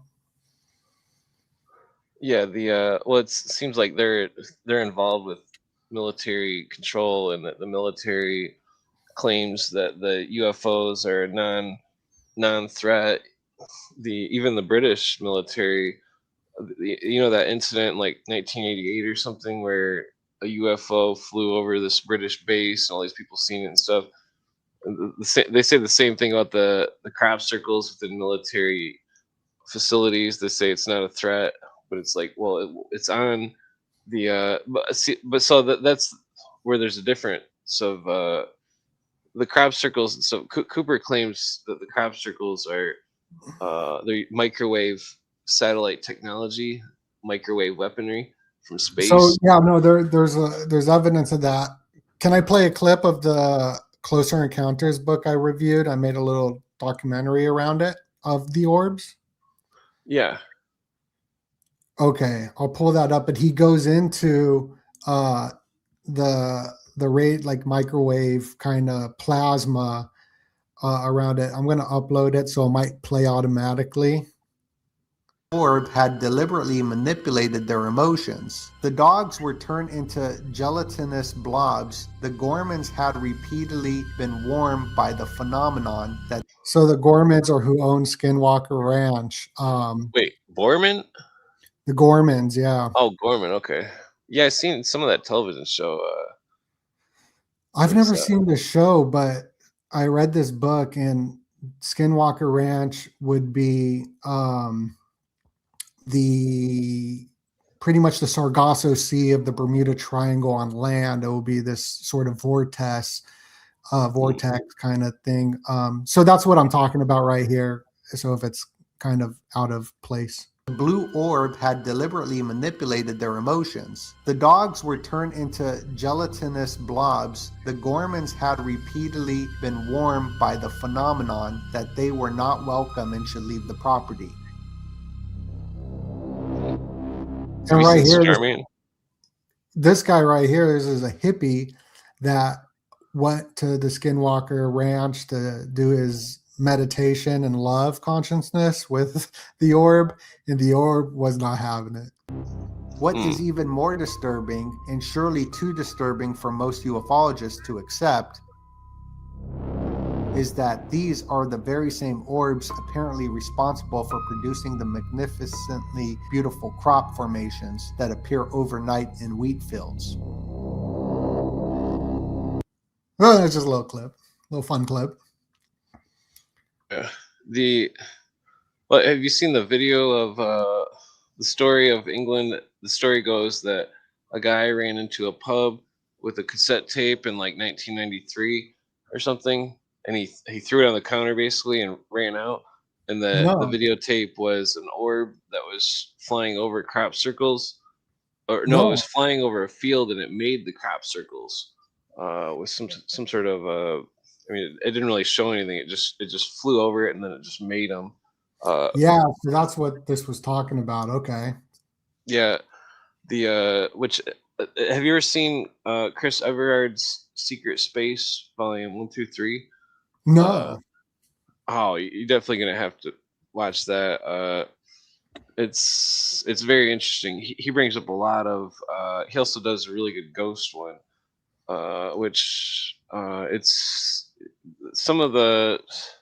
He brings up a weird point where it's like, and he doesn't even realize it. He doesn't say it in the documentary. I think it's Secret Space 3, where he shows there's a British uh, fighter jet, and then it's doing an air show, and an orb flies around the jet's tail section, and it flies around it in a complete circle like 2 or 3 times, or might have been 1 or 2 times, but like, and then it flies off the screen, and then the jet instantly, when the orb goes around the tail section, the jet starts to fall, and like and and then when Chris Everard got the copy of the original video, he was able to get extra edge of the footage, and when the video footage, when it was extended, it showed the orb after it made the plane fall. It went into the the root section of a large tree, which is very strange. Oh, weird. Yeah, freaking it's well, but um so this occult stuff with all these alien things, because remember this Theosophical Rainbow stuff. I mean, then remember how the Order of the Solar Temple and the National Socialists of the highest, some of the higher echelon of which were in Brazil and And also the Middle East too. Not a lot of people know that. well that they were using hormones, and that well, that picture doesn't, but so Looked like a cool picture. well, so this is interesting because it's like people dancing and going into the sun, Hmm. and that it was in some sort of comic book, and these occultists all believe in this reincarnation and all this stuff, and it seems like it's a Persian slash India dark side occult order, and that because it's interesting how Steven Spielberg, he does some movies about aliens, and then he goes on and does another movie about Kali worshippers of India, and that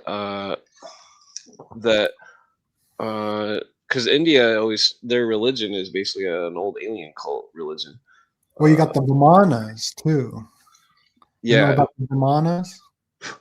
Well, in some of the occult orders, they say that there's a big blue lady that appears or something, and like, or a Well, big blue genie or something. And the Vimanas are UFOs, and Oppenheimer said that this is proof that there's nuclear like weaponry back in the ancient times because of the Sanskrit text of yeah, Vimana UFOs. yeah. Well, it's interesting because I speculate that the UFOs may be ghosts or something.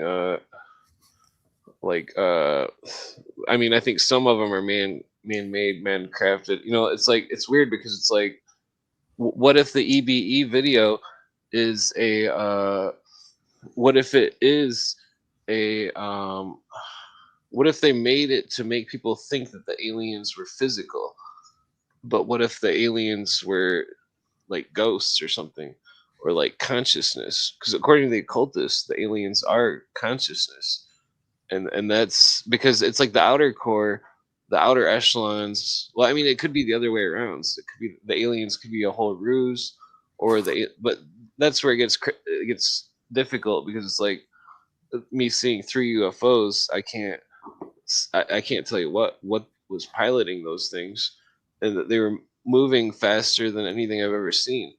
And like see, I asked, well, I already knew this before I asked the AI. I asked the AI if there was if there was a if there's a hologram, could the hologram move faster than the speed of light? And the AI said no, which I already knew because the hologram is light. And so one of the UFOs that I seen, it was in the sky, like in the cloud, like the stratosphere area, and then it was it went like into the stars. It was like straight up, just like it went straight up, like, and it just kept going, and it went so fast where it was like in the stars, like to go. It was going well way faster than the speed of light, and freaking but like the idea that these consciousness cults could be connected with well, I guess none of these slides are. Well, let me just. I could go I'm back to making a the new title for this aliens. Illuminati party because I didn't know what we were going to talk about. And I'm writing, here's a couple of them: the psychology of the highest occult orders. That's what the AI, I came up with that, but I'll put it into AI. Or inside the psychology of the highest occult orders, the psychological architect. No, not that one.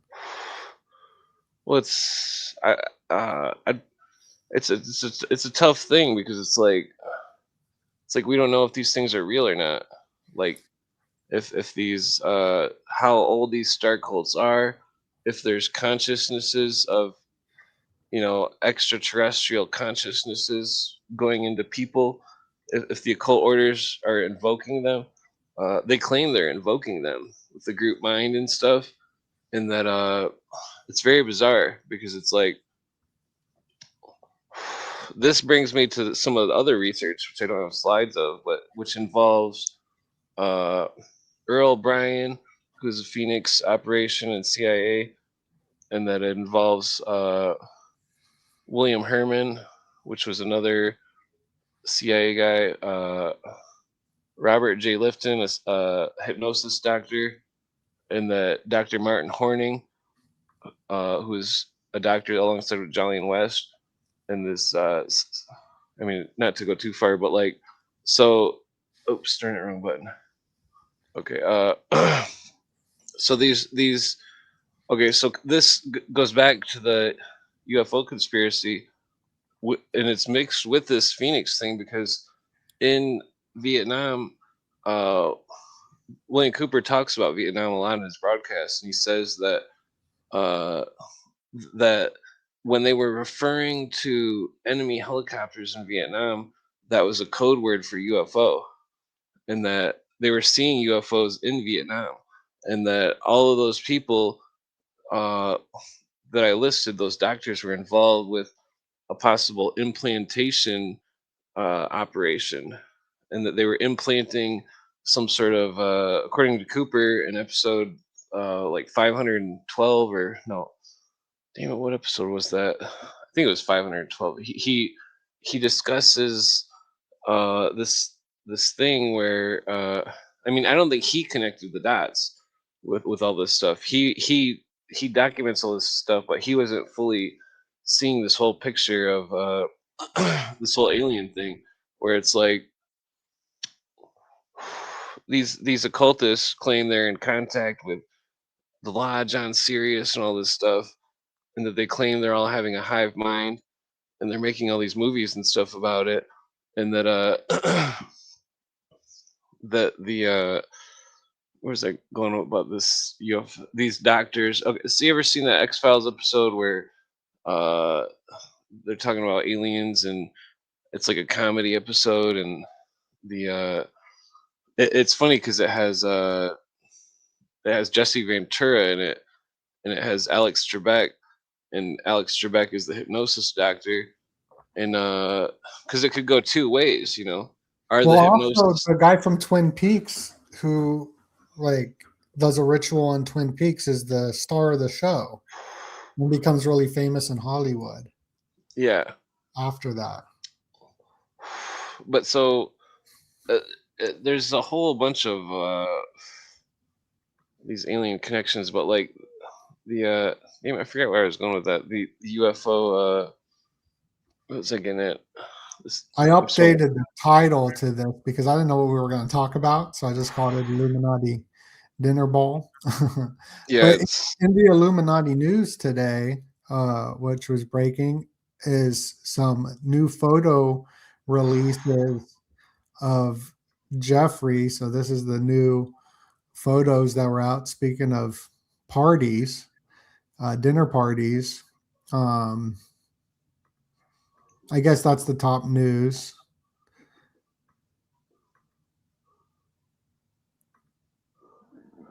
yeah. I hadn't seen these yet.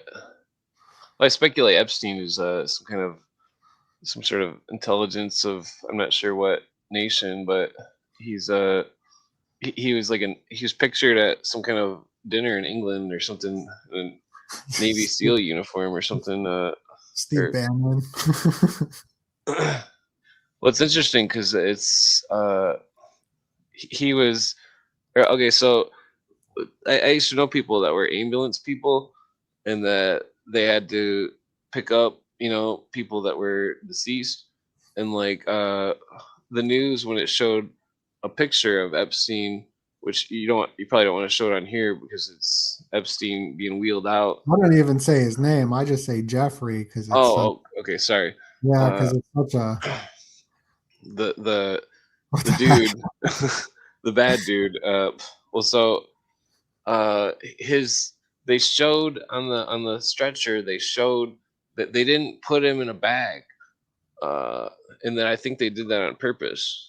I mean, this is me being really superstitious. I think that they did it on purpose, and that he was some kind of intelligence agent or something, and that there's some kind of giant case that is would compromise all sorts of people's undercover, and that so Oh, they I see. can't release it. Uh, it you know that's which it's very bizarre.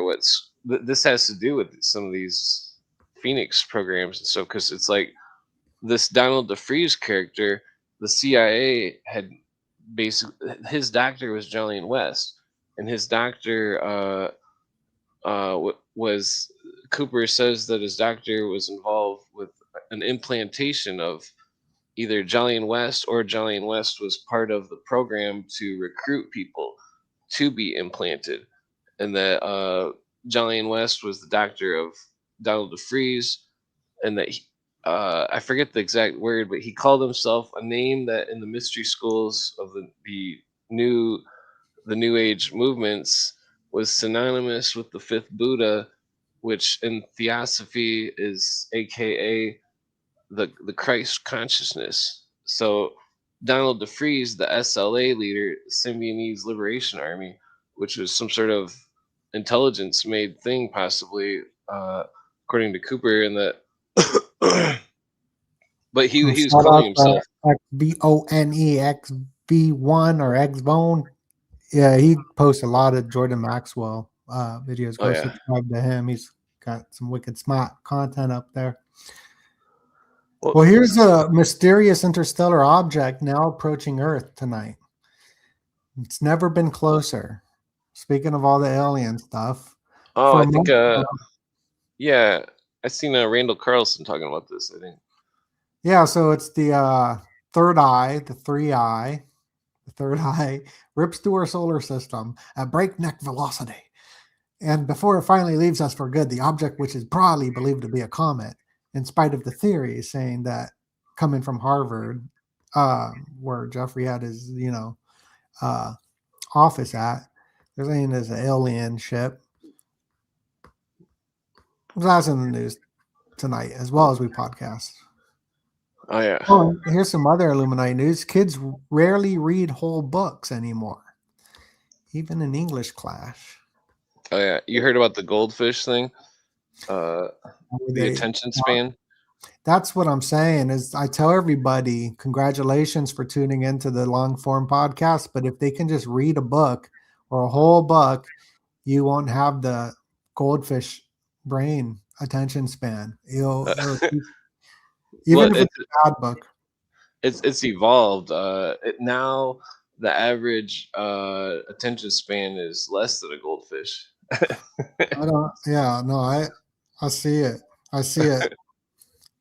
Here's a robot smaller than a grain of salt can sense, think, and act like a cat. Microbots pennies. Oh, that's crazy, huh? That was a crazy. yeah. image.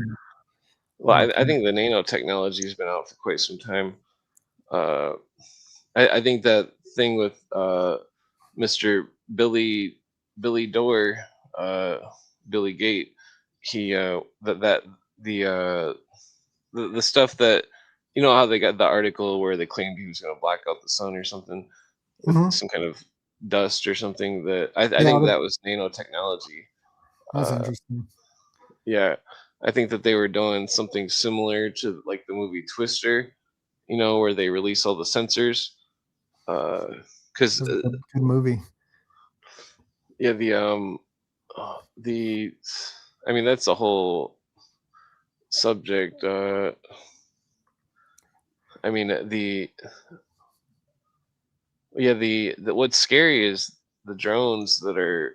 I mean, I've been doing some stuff showing that the Chinese military and that, you know, they're it's like China's a falling country, and it's like, you know, it's like in the it's like whenever an empire falls, they try to lash out, and that China gained ground in India, and they gained ground in the Philippines, and like they did a World War II parade where they were showing all this military equipment. They had robot dogs, and they had drone F-16s. They had all sorts of scary stuff. Uh, Dang, we got the third hour of the podcast. I think we should save some of the rest of the information and slides for next time. yeah, I didn't expect you to stay this long. Well, I was expecting it because I know you do long streams and all that, and there's just so much information. Everybody, go subscribe to Third World Podcast down below. Click the link. Also, become a member of the site and tell us what you think of the Illuminati dinner. Did you like the pad thai? Did you like the teacup sipping? Did you like the freestyle? Did you like Chan being abusive on the podcast for views? Please, we're going to keep it going. This is the first episode. Clint, give your sign out. Tell people where to go.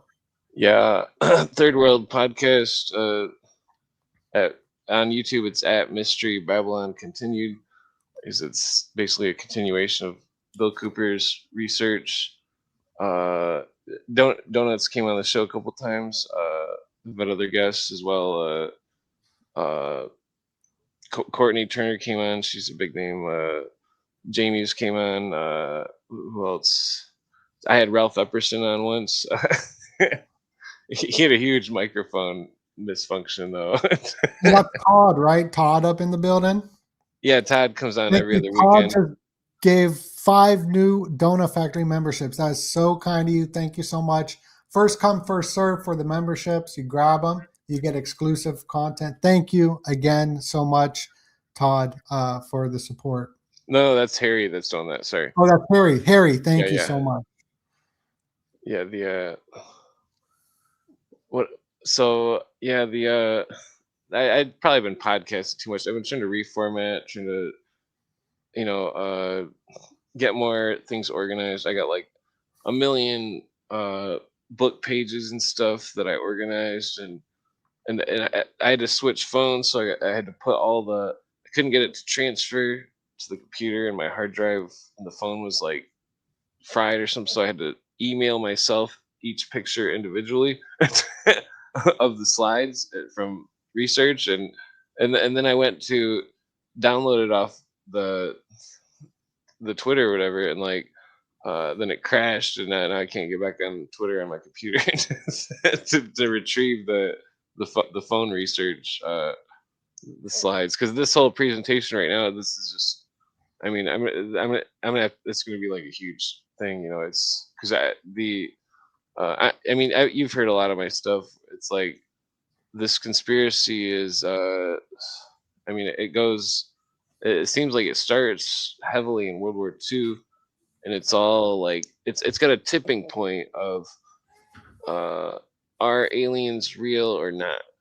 That's the tipping point, in that if they are, it's, you know, it's crazy. If even if they're not, there's still a consciousness cult that uses like a hive mind group hypnosis, and that according to they're both of the cults, there's two contending cults, which, I mean, there's also more powers at stake here, but two of the players are, one is the Luciferian cult, the other is the satanic or lower natures cult. The other players are like English Freemasonry, French Freemasonry in Rome.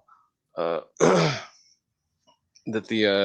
well, there's also a sixth player, or seventh, but there's, that's a long story. But yeah, The kitty cat. Chad came to say good night to everybody. And thank you for joining the Illuminati dinner party. Much love and God bless you.